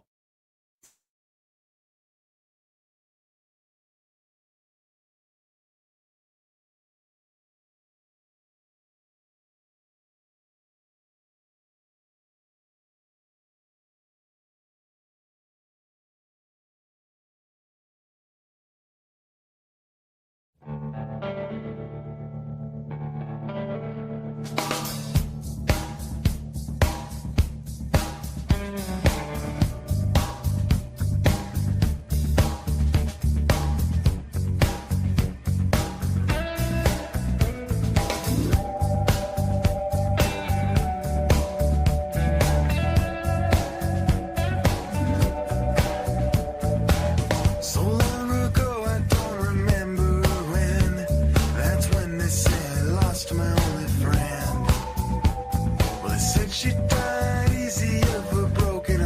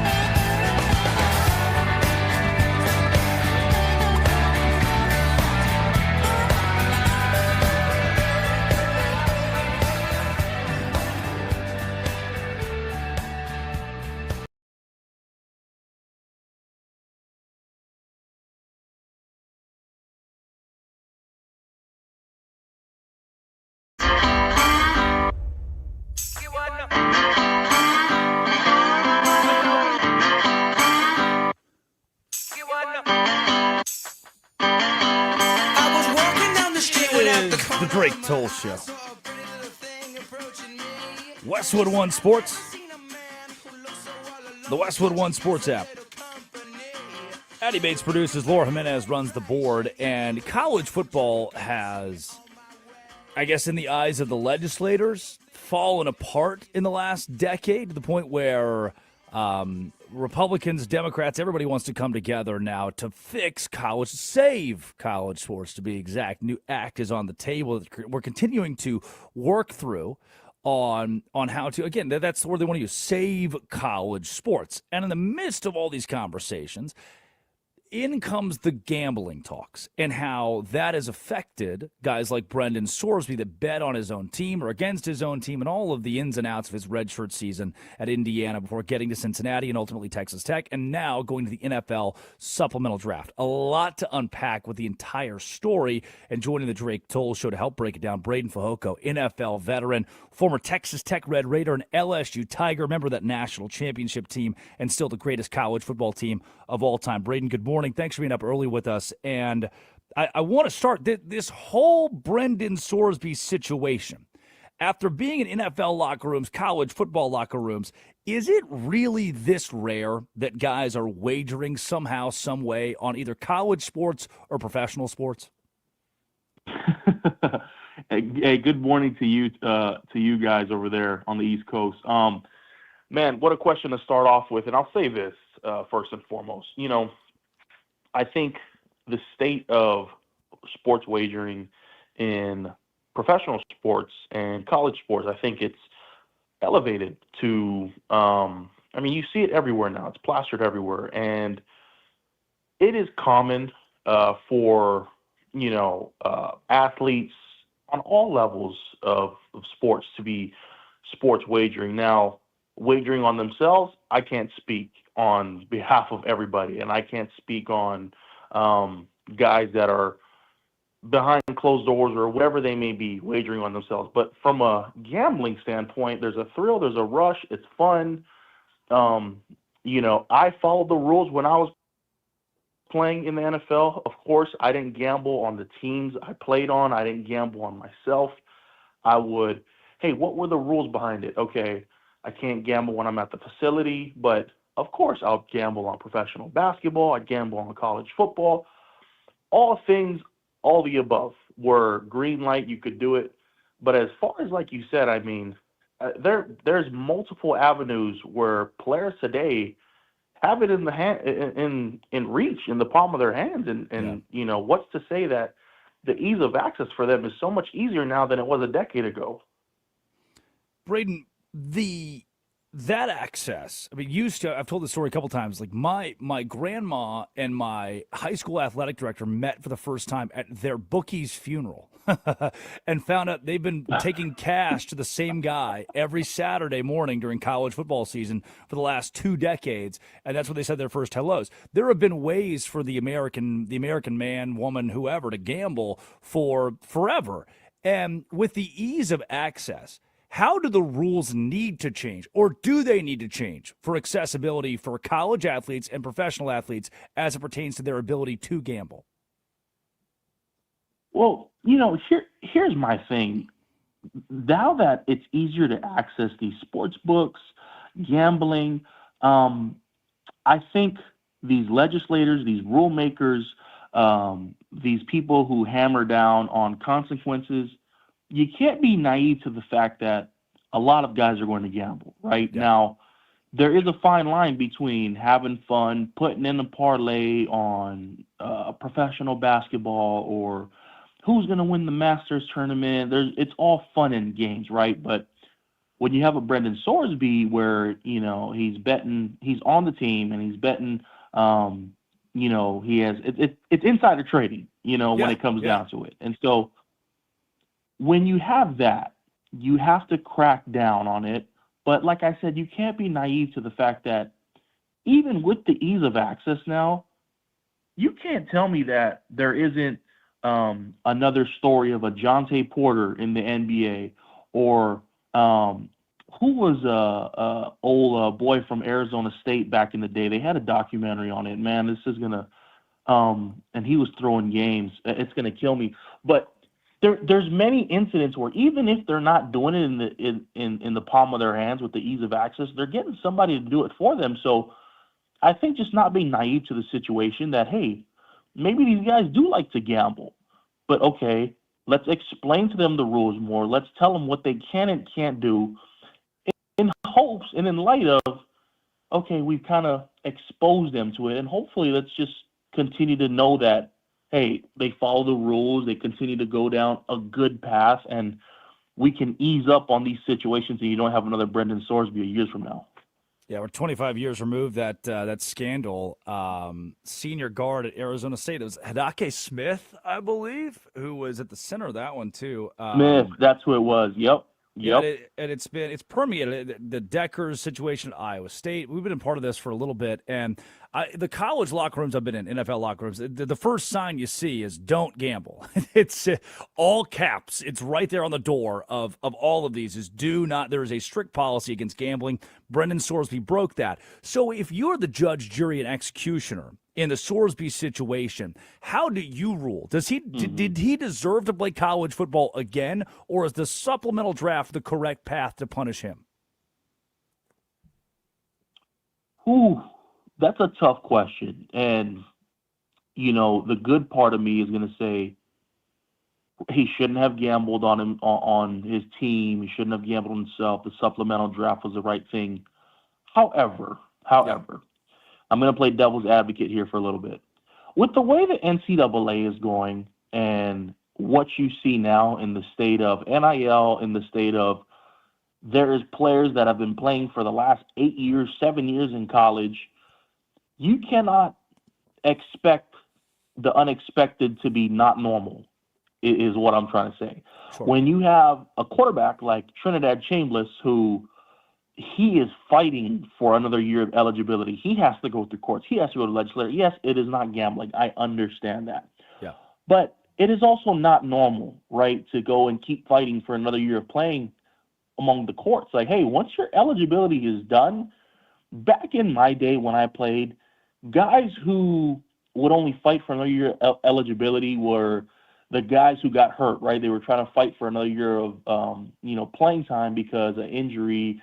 Maybe they got hurt after the fourth game, their freshman or sophomore year, right? They don't want it counted against them. Those were the guys that fought for it. But with the state of the NCAA now and the ruling with Brendan Sorsby, when I first heard it a couple weeks back and I first saw the judges ruled that he was eligible to play this year and that they pushed the court date back after the college season, man, I was just like, you know what? I am not surprised. Because the NCAA has become a can of worms and it's a rabbit hole that once you get in, it just gets deeper and deeper and deeper, and you have no type of there's just no order in college football right now. So when you see a guy like Brendan Sorsby, when you see a kid like Trinidad Chambliss, like what else do you expect? You know what I mean? Like at this point, we've opened up a can of worms that we cannot contain. That, and I think, by the way, for our listeners across the country, Braden Fajoko, the NFL vet, LSU legend, joins the Drake Toll Show. That's the point of conversation I think a lot of people are getting toward this week that we're all trying to figure out from the government, the Senate side of it, is if the toothpaste is out of the tube, now how do we fix it? And we're asking the government, of all things, to try to fix college football. And a lot of folks feel like we've made irreparable harm to the sport. For you, a guy who sat in a uniform as NIL was coming into play in the early stages and the portal was opening up, how have you seen college football transform either positively or negatively since you started 10 years ago to now today? Well, it's a statistic fact, right? More kids are starting to retire from the NFL earlier. And part of it is, man, they just have they just have so much money at a younger age now. And that's a great thing. That's a phenomenal blessing for some of these families, right? You don't have to make it to the NFL. You used to see a lot of kids cry on draft night, right? Cry on draft day, the 3 days if you get drafted, because it was like a dream come true. And I joke about it all the time. I'm like, man, I see the draft now, and you rarely see these kids crying anymore because it's like, man, I made more money in college than being a 6th round, 5th round pick in the NFL. Yeah. And I think it's become great. I think it's become so awesome that kids have been able to monetize and make money off their name, image, and likeness. And I think that's what it has to come down to. When you have kids that are, oh, this is my salary for the year. That's not what the NIL was made for. When I was in college and they were discussing this amongst the legislators, right, colleges and, private donors and whatnot of what NIL was, originally it was to get the players compensated for if you had a poster up around school or campus or a local restaurant, if you did autograph signings, if you were getting your jersey sold at the local bookstore. These were things that, this is what players should get compensated for, their name, image, and likeness. But it's come down to, man, that when you have these kids, you know what? I'm not going to do that. That's not my salary for the year. Like, it's become the wild, wild west. And you're starting to see these kids. It's also become the next NFL, right? I saw an interview with with Joey McGuire, and he said college football now is basically every roster. You got 2 years to prove yourself, and you're hitting the portal. And to me, that's dangerous. One, in a way where I understand the money speaks for itself, but when you're not developing these kids and you see the lack of development in talent from when these kids go from college to the NFL, and you see so much people complain about it, man, why aren't these kids coming into the NFL like they used to before? We used to see young rookies. We used to see young kids step up into the NFL, dominate, be so NFL polished. Why are these kids? There's more drop-offs than ever. There's more retirees than ever. There's more early round busts than ever. Well, that's because these kids are so used to getting money early, they're not used to developing, right? These colleges are transitioning them in and out. It's for wins, and it's crazy what it's become, but that's the state of college football now. And if they don't, like I said earlier, crack down and get back to the roots of what was NIL made for, then like I said, man, this thing is going to become a can of worms, and it's going to become something that you can't contain a decade from now. And a decade from now, you're probably going to see middle schoolers asking for $1 million before they reach high school, and then ultimately another $1 million before they reach college. Like, it sounds crazy to think about, but we are here in the state of NIL and college football now where what is crazy anymore? Yeah, and so to back up that point, there are high school kids, 17 years old, who their parents walk into Lane Kiffin's office and say, "How much money?" Like that. That's what's happening right now. That's the first question of these recruiting trips: is how much money are you going to pay me in a year to attend your college? Braden Fajoko joining the Drake Toll Show. Last thing I got for you here on what you just said about the entitlement. The word I'll use is entitlement in college football. These guys who formerly you're drafted fourth round, you're excited. Now it's, oh man, I'm a fourth round pick. I'm going to be making half of what my salary was at Ole Miss or Florida.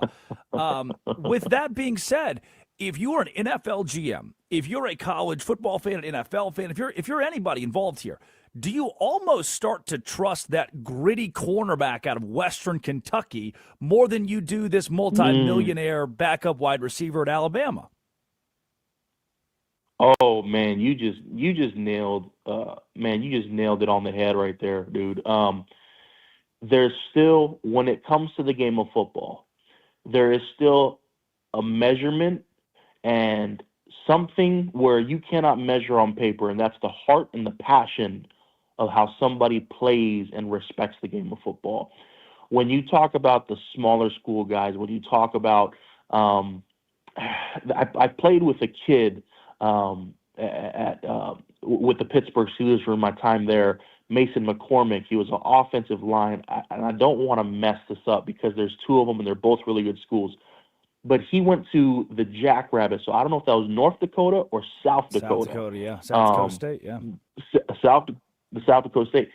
But when he got drafted in the fourth round, I believe it was 2024 or 2023, man, I remember watching him cry. I remember watching him when I was playing this, because I remember watching him his first day in the Pittsburgh Steelers facility, how emotional he was, how shook everybody's hands with two hands, looked you in the eye. And I just remember asking him, like, man, it's so awesome to see you really grasp in and appreciate the fact that you're now a Pittsburgh Steeler, but even if you're a 4th-round pick, like, you're excited to be here. He's like, man, this is my dream. Like, I came from South Dakota State. Like, we had nothing, Now there's our locker room had 3 bathroom stalls, and now there's 10 bathroom stalls in our locker room, and to see a guy like that appreciate it. And then you can just tell by the way he plays. He plays with a nasty streak. The kid's going to be up for an extension next year, and he's going to get paid handsomely. To your point, you cannot measure the passion. You cannot measure the heart of those guys who haven't had that access to the early money, the big NIL deals. And it pays off because now you see these NFL teams are starting to try to find these diamond in the rough guys. And you have these the college gridiron showcase all-star week where they try to go get small school guys, right? And it's awesome. It's awesome because while, yes, there is a lot of money in the college football game, there is still a ton of football players who are hungry for the fact that, man, I just want to play football. My dream is to get my name called on draft day. And even if it does, even if it does not, I will still grind my butt off, my tail off. And if I ever get to play on Sundays, I will make the most out of it. And that there is still that good side of football that will never go away because that's what makes this game so great. Incredible stuff, Brady. Now, I want to thank you again for being up early with us on the Drake Toll Show and giving us that player perspective, both the NFL and college football side. This was exactly the perspective that we wanted this week. Thank you for your time.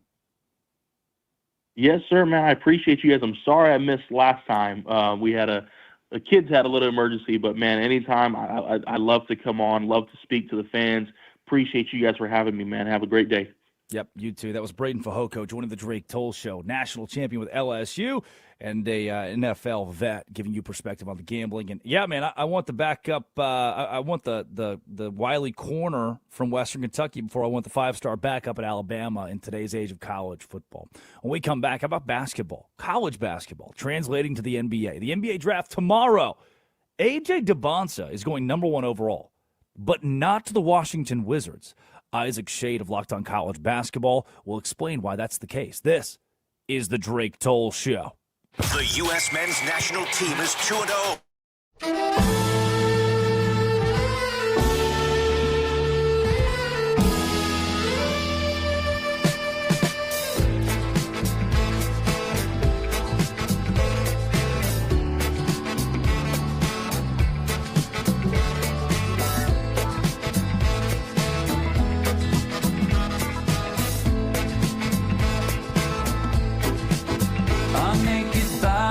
Go on trial just for laughing at the joke, just for saying of the bargain what any sales girl already knows.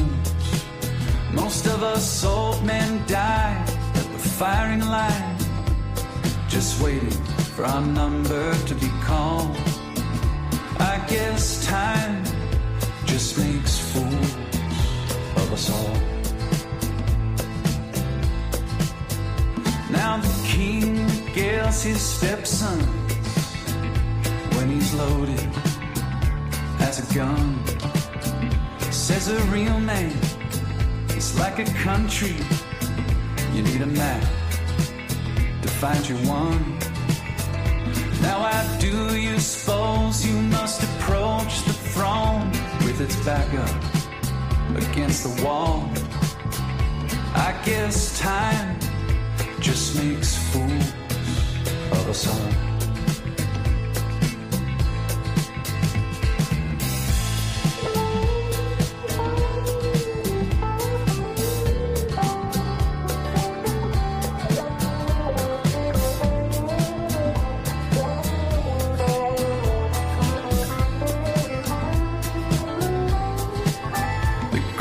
Minds of my generation gladly conscripted in the war of defending any Goliath that would deign darken the door.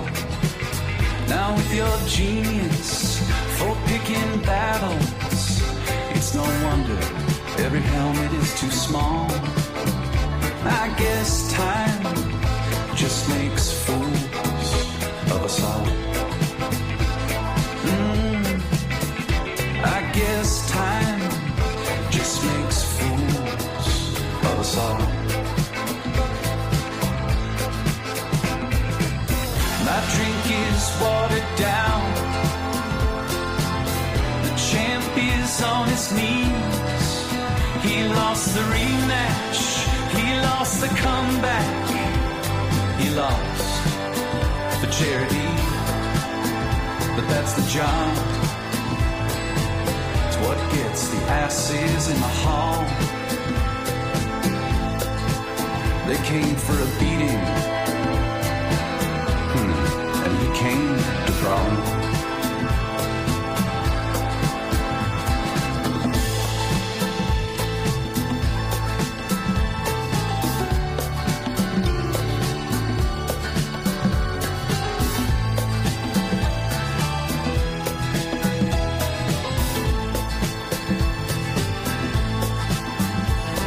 Serve your client notice that of all the young gods I have known, yours is easily the least famous to turn down the cover of a Rolling Stone.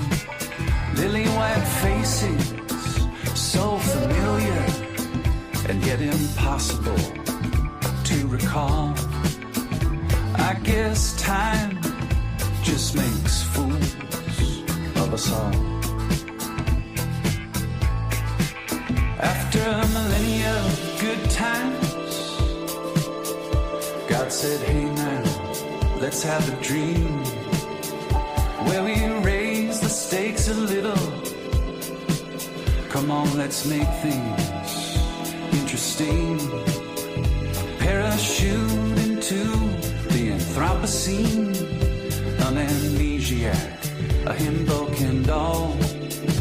I guess time does make fools of us all.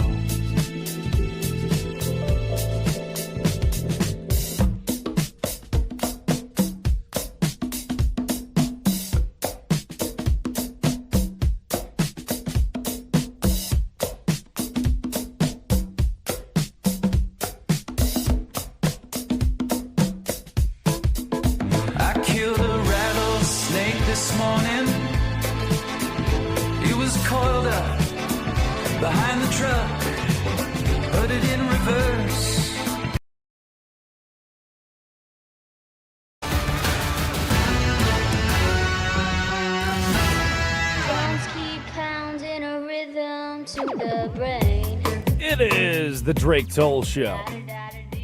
Westwood One Sports, the Westwood One Sports app. Drake Toll with you. You can listen to the entirety of the show on that Westwood One Sports app, Sirius XM 375, the Drake Toll Show YouTube channel. And all day today, from Major League Baseball to the World Cup to the College World Series and trades across the NHL and the NBA. We've covered most of it, but the NBA draft coming up tomorrow is top of mind for college basketball fans, professional fans alike. And now Isaac Shade of Locked On College Basketball joins the Drake Toll Show. Isaac, appreciate you being up this early with us. And I gave the take earlier. Ryan Smith, one of the biggest BYU donors you can conjure up, owns the Utah Jazz, number 2 overall pick. And I think in the next 48 hours, with Danny Ainge and Ryan Smith at the helm of this, where there's a will, there's a way, that A.J. DeBonsa is a member of the Utah Jazz in those 48 hours from now. How far off am I? Drake, honestly, I would love it. I've said this quite a bit in the lead up to Tuesday night's draft, is how crazy would it be for this young man, this dude, to go play his end of his high school career in Utah, go to BYU, and then why not? Let's not get him to the nation's capital. No. We don't need him there. There's enough fights and parties going on the lawn of the White House, right? Let's keep him in Utah. Drake, yep. I would love it. Whether it's BYU, whether it's Utah trading up to get him at 1 or something happening, man, I would absolutely love to see that happen. So you said something happening, and I think what I've alluded to today, what you may be alluding to here, Darren Peterson was clear he would only talk to one team, and that team is the Washington Wizards. Does that mean that Darren Peterson might be the first overall draft pick in 2026? It very well could, and it all just depends on what these teams are looking at. I almost always, particularly in the lottery, advocate for best talent over thinking about fit. Like, it bothers me to no end, Drake, when people are, front offices are like, we've already got this pretty good point guard, so I don't know that we can take Darren Peterson or something like that. You figure it out. You play with two guards. You do what you got to do. If I'm Washington and I want Darren Peterson, then I'm calling up Utah as regularly as I can to see if they want to make something happen and sweeten the deal here, or anybody else. And so it's always interesting to hear those kind of conversations coming out from players and their camps of who they will and won't talk to. Because I tell you what, buddy boy, I'm about to pay you all sorts of bukus of millions of dollars, and if I want you, you're going to come play for me, whether you want to talk to my team or not. So it's always interesting to hear those things, but we'll see how it plays out on Tuesday. Yeah, again, if anybody has the capability to do it, it's Danny Ainge of the Utah Jazz to pull a fast one on Washington. And Washington has the leverage. If they want to drop to 2 and garner something out of Utah to make that switch, they have all of their chips are on their side to deal. It's Isaac Shade of Locked On College Basketball joining the Drake Toll Show. And Shade, I've given you the pro perspective, which is unique. I want to go to the college perspective, where you're the true expert here on what you saw out of the top brass in college basketball through 2025-26. Is this as deep of a top end that college basketball has seen from a star standpoint in a long time? I would say so, and for a couple of reasons here, Drake. Sitting at whoever's at number 2, whether that's Utah staying there or something else happening, is such an enviable position, because I feel like truly in Darren Peterson and AJ DeBonta, you have dudes that are bona fide MVP potential ceiling. We actually did an NBA draft superlatives for today's Locked On College Basketball show, where one of the superlatives was, which player of the top 4 will win an MVP at some point? And each of myself and my co-host, Andy Patton, he took Darren Peterson, I took AJ. And I feel like at number 2, I'm comfortable just taking whichever of those 2 falls there. I feel the same, though, at 4. Whichever of the big 4 between the 2 I've already mentioned, Cam Boozer and Caleb Wilson, falls to me, I'm more than comfortable with that.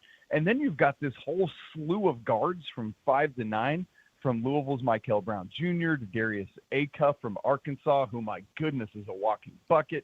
Kingston Flemings from Houston, Keaton Wagler from Illinois, and Braden Burries from Arizona.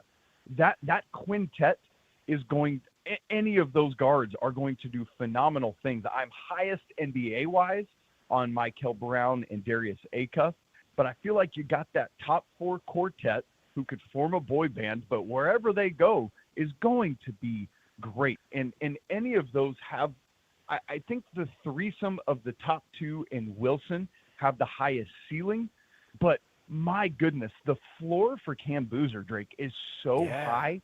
We always talked about Tim Duncan as Mr. Fundamental, and I'm not saying he's going to be that. I'm just saying it's that kind of thing where all the winning that he brings, that's all he's ever done. He's so good at basketball that, yes, any of those top 4, I would feel wonderful about. The mention here of Keaton Wagler, who I've seen on top of draft boards at number 4, I've seen as low as 7, 8, 9. You mentioned the slew of guards that are kind of throw it out there and just see where they'll land in the 2026 NBA draft. One thing a lot of these guys have in common is their freshman status, and what we're seeing out of this top 10 is almost an entire freshman class from a mock draft standpoint going this. I'm thinking back to like the Baylor guy, Davion Mitchells of the world, who cracked into the top 10 because of how good he was, even as a veteran guard. And usually there are 1, 2, 3 of those dudes who are either international or college basketball players coming out of their sophomore, junior season that sneak their way in there. If we have 10 picks, the first 10 picks, all freshmen out of college basketball, does that equate to, because now their college careers are over, does that equate to the best freshman class in college basketball history? Gosh, Drake, it very well could. And we knew going into the 25-26 season that there were going to be some special freshmen. We didn't include Caleb Wilson in that top group, but the guys that are the top 3, we were talking about as the big 3 going into the season. But then all these other dudes popped. Right? Keaton Wagler was outside the top 100 in this class. And then, for Illinois, all we talked about was the Eastern Bloc that Brad Underwood had brought in. Yeah. And suddenly here comes this tall guard from Kansas City that just blows it up. And so you had guys at the top that did what they were supposed to do. You had guys outside the top that did unexpected things. And all of it has led to what you're saying here. And so regardless of how their NBA careers go, right here on the front end of it, it absolutely seems like one of the both talent-rich and deepest freshman classes we've seen in a long time. And it all leads to a first round of this NBA draft where between those precocious freshmen and some really, really good upperclassmen as well, we're going to see something in the range of 28 maybe 29 college players selected in the first round. And that's crazy. Karim Lopez, is going to be in that first round. And we might see somebody slide in there right at the back end of it. Probably if there's another non-college basketball player, it's Sergio De La Reyna. But man, what a deep, deep college basketball class it is. And yes, headlined by all of those freshmen.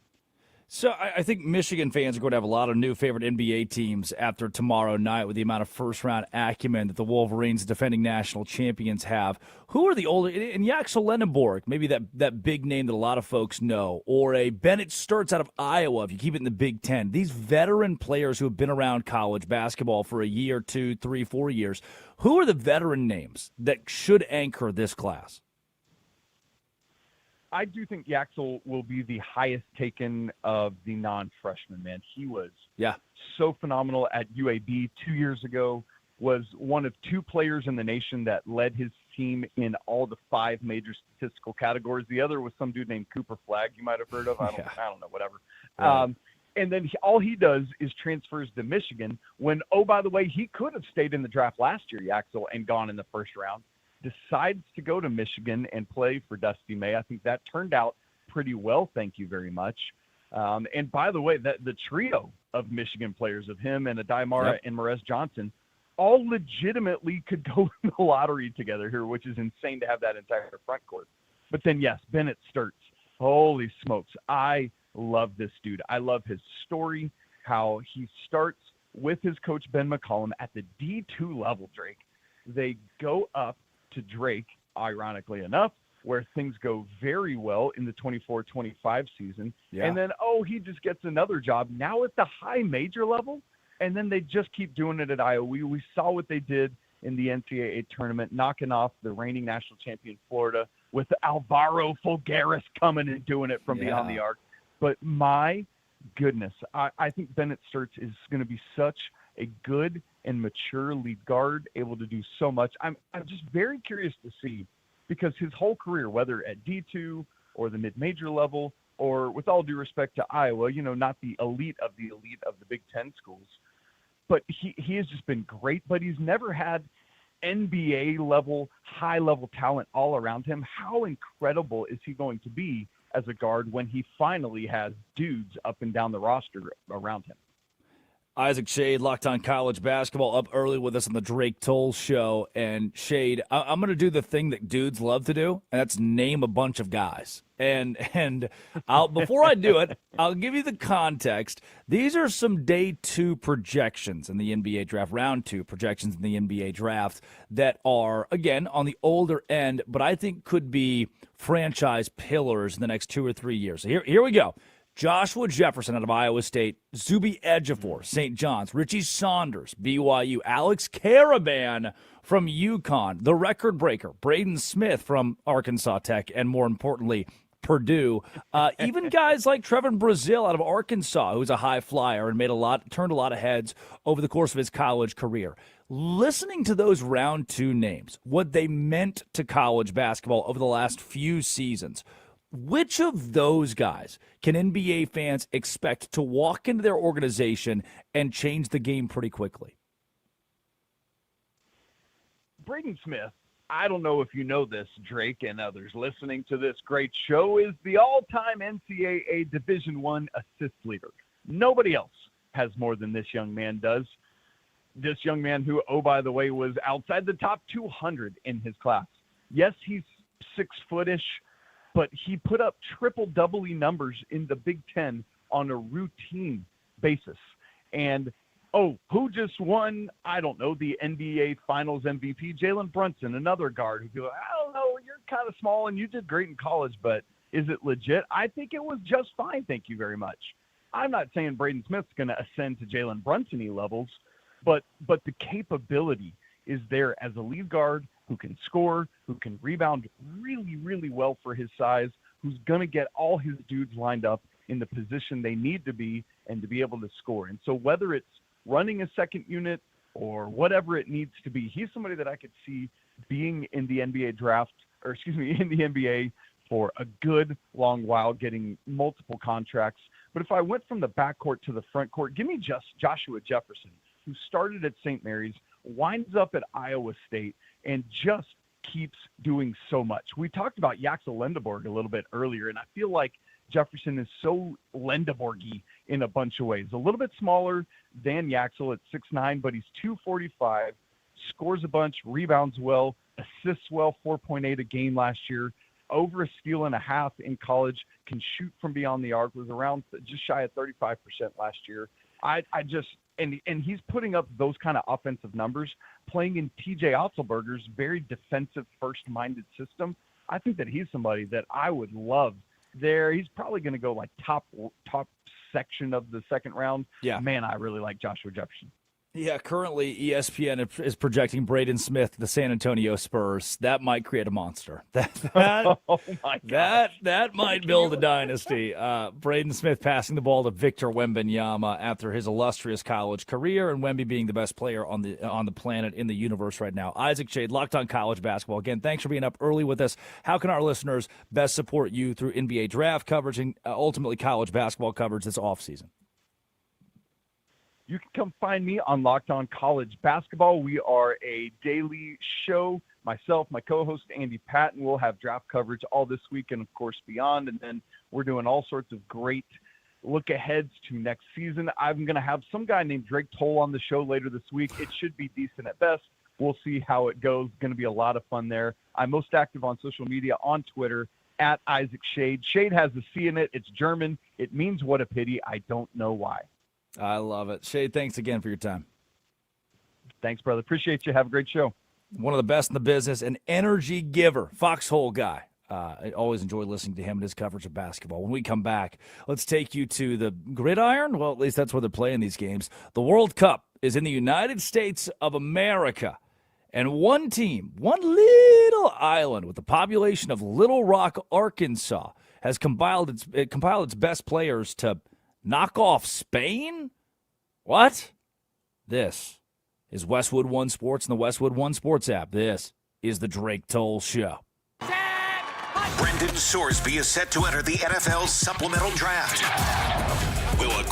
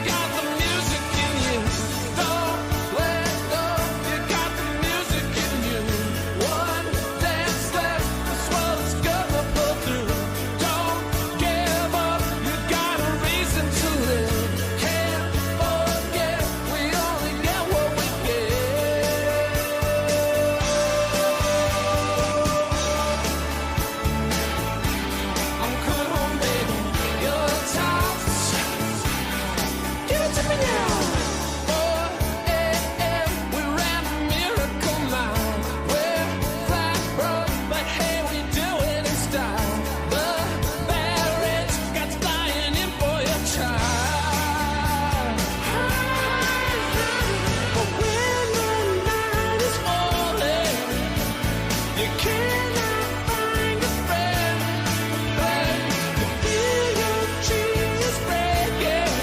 Just there. You got the music in you. Don't let go. You got the music in you. One dance left. This world is gonna pull through. Don't give up. You got a reason to live. Can't forget. We only get what we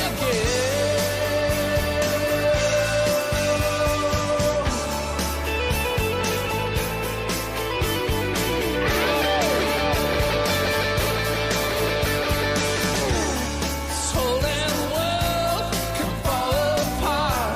You'll be okay. Follow your heart. You're in harm's way. I'm right behind. Now say you're mine.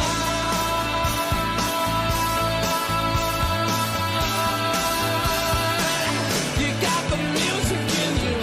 Don't let go. You got the music in you. One dance left. This world is gonna pull through. Don't give up. You got a reason to live. Can't forget. We only get what we give. Don't let go. I feel the music in you. Yeah, yeah, yeah.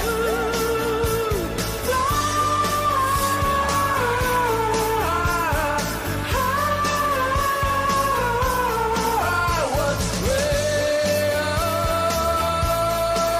can't die.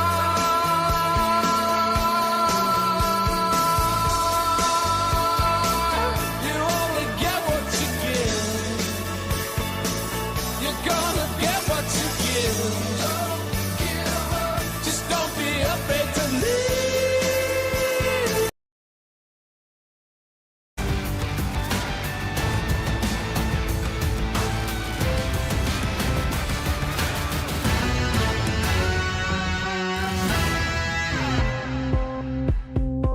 I got a sweet little baddie and she's rolling in the caddy with me.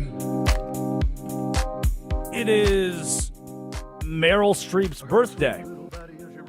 Westwood One Sports, the Westwood One Sports app. Drake Toll with you. 77 years old today for Meryl Streep. She looks good. She looks great. Happy birthday, Meryl Streep. Addie, any words for Meryl Streep? Happy birthday from the Drake Toll Show. Yeah! She's listening somewhere out there in the ether. Do you think she's watching on YouTube? I don't know, but I can tell you this, that it's fake. That's AI. That's AI. The picture is AI. It is. I can tell you this. Laura Jimenez has done something to tweak that. Now the YouTube, my voice and my words and my face match each other, which has never happened before. Wow. Wow. That is true. That's amazing. I don't know how we did that. You're welcome. But yes, it's pretty awesome. Laura Jimenez runs the board. Addie Bates produces today. The World Cup has taken the United States of America by storm, obviously. But there's one little archipelago in the middle of the ocean you've never heard of. Cape Verde, who's doing something incredible. Cape Verde is, again, this just little bitty group of islands. Population 560,000, roughly the same population as Little Rock, Arkansas, half the population of Jacksonville, Florida. So we said, hey, Little Rock, here's what I want you to do. Take all of your citizens, give us your best soccer players, and we're going to make a World Cup team out of it. That team would suck, obviously. If we took the east side of Jacksonville or the south side of Jacksonville, divvied it up 50-50, and said, give us your best soccer players, that team would also suck. But not the case for Cape Verde.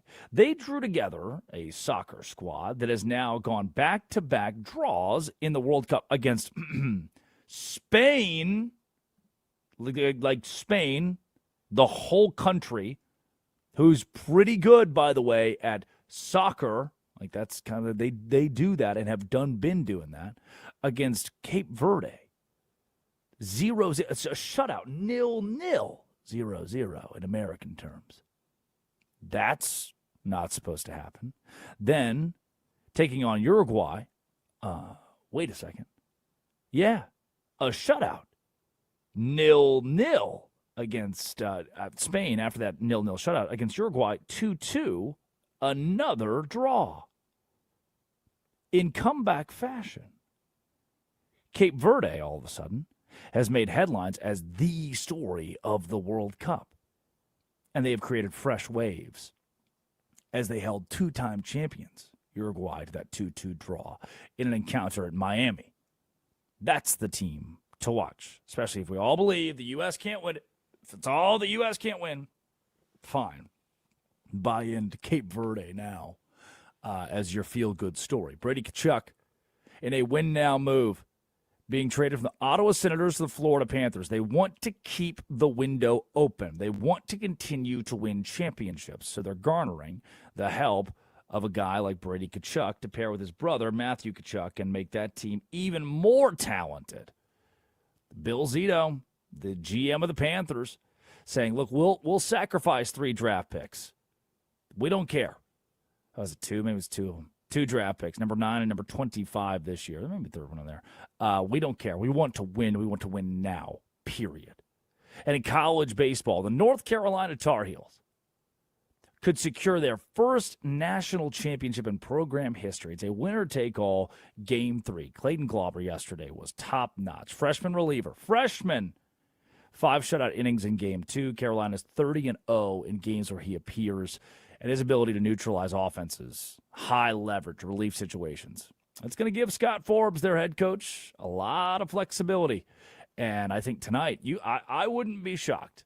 The winner take all, we need to go win the national championship. You're throwing whoever you can, wherever you can, whether their arms are ready or not. Oh, I'm feeling a little sore. Not today, you're not. It's the national championship, played at 7 p.m. on a Monday on ESPN, which is more of an example of how college baseball is imploding on itself. Why aren't people watching college baseball? Why are they talking about college? We don't get enough coverage. It's because the national championship's on a Monday, and it's not appointment television. Appointment television is college football, March Madness. Those can be on Mondays. People are stopped. The world stops to watch those things. College baseball, you have to force it to when people are watching TV or hanging out at the bar on a Saturday night or a Sunday night. But nope. Failure to market itself, failure to market star power has been an issue in the college ranks. They don't have a Caitlin Clark or a Zion Williamson. They don't have a Fernando Mendoza. And they've never really been able to build one. That's where you got to fix it. As we close the show today, we'll bring it up a couple times this week, and we brought it up earlier in the first hour. Curtis Poindexter, for the first 6 months of this program, December 28th, the day we started, has been a stalwart and a staple of this show. And after the last week of contemplating and conversations, Curtis is going on to further his radio career, other avenues. And we are incredibly appreciative of the work that he did on this show to build this show into the personality that it has, and to give this show a launching pad that was, a lot of trust from that guy to help bring another personality to the show, not just through his voice, but also through creating a character of its own. In the way correct, the advent of the bonk from Curtis Poindexter will live on, and we are again appreciative of him, and I want to congratulate him on making a career move that will help him further his long career in radio. And so, Curtis, we love you. We're appreciative of you and your time here, and excited for what is next again in your career. In the meantime, with it being Monday and Laura Jimenez running the board, the original. She was day one on the Drake Toll show. I was here first. She was day one, and Addie Bates producing. It is time for Music Monday. Addie?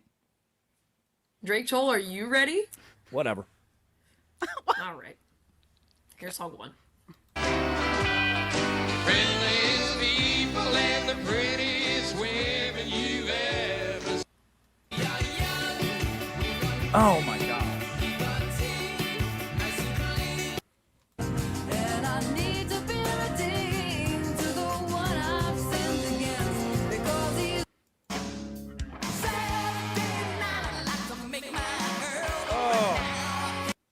I never show up late for work. I don't drink with.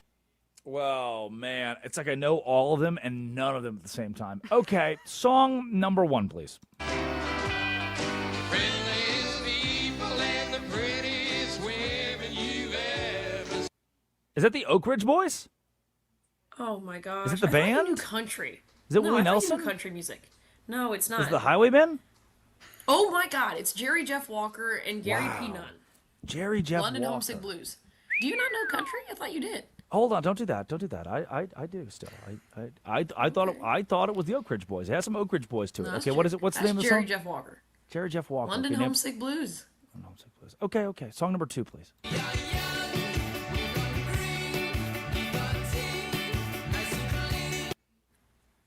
Be All Right? Is that the name of the song? You're close. It's all right, so I'll give it to you. Okay, All Right by one of those. Is it okay? I'm two guesses here. It's either Vampire Weekend or Saint Motel. Supergrass. Okay. Oh, right. Supergrass. The legendary Supergrass. Of course. Everyone knows it's Supergrass. You know what? Put Supergrass and Saint Motel in a room together. You wouldn't even notice the difference. Next song.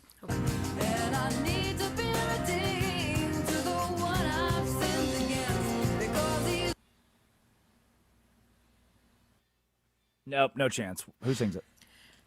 Fiona Apple. That's Criminal. We're just making up songs at this point. That's AI. Oh my That's God. AI. Song 4.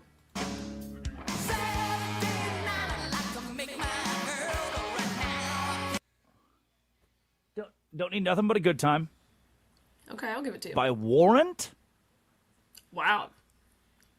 Nope, that's Poison. Oh! I'm proud of you. Brett I'm Michaels proud of you. Poison? Yes, I'm proud of you. Wow. Okay, last song. I never show up late for work. I don't drink whiskey. I know he drinks whiskey because he's passed me a bottle before. Zach Top, I never lied. Norfolk, Virginia Beach, actually. We drank 2 bottles of whiskey together, and he made some decisions that evening. I know. Touch yourself. Did I make decisions that evening? Possibly. That's not for us. That's not for me to tell on the air today. Addie Bates produces. Laura Jimenez runs the board. Colin Jones, Ryan McGuire, Armin Williams, and Bruce Gilbert. Thank you for a job. You Better, You Bet is coming up next. What a great show today, guys. Thanks so much. We'll see you again tomorrow. We'll do it all over again, 6 a.m. to 9 a.m. right here on Westwood One Sports and the Westwood One Sports app on the Drake Toll Show. This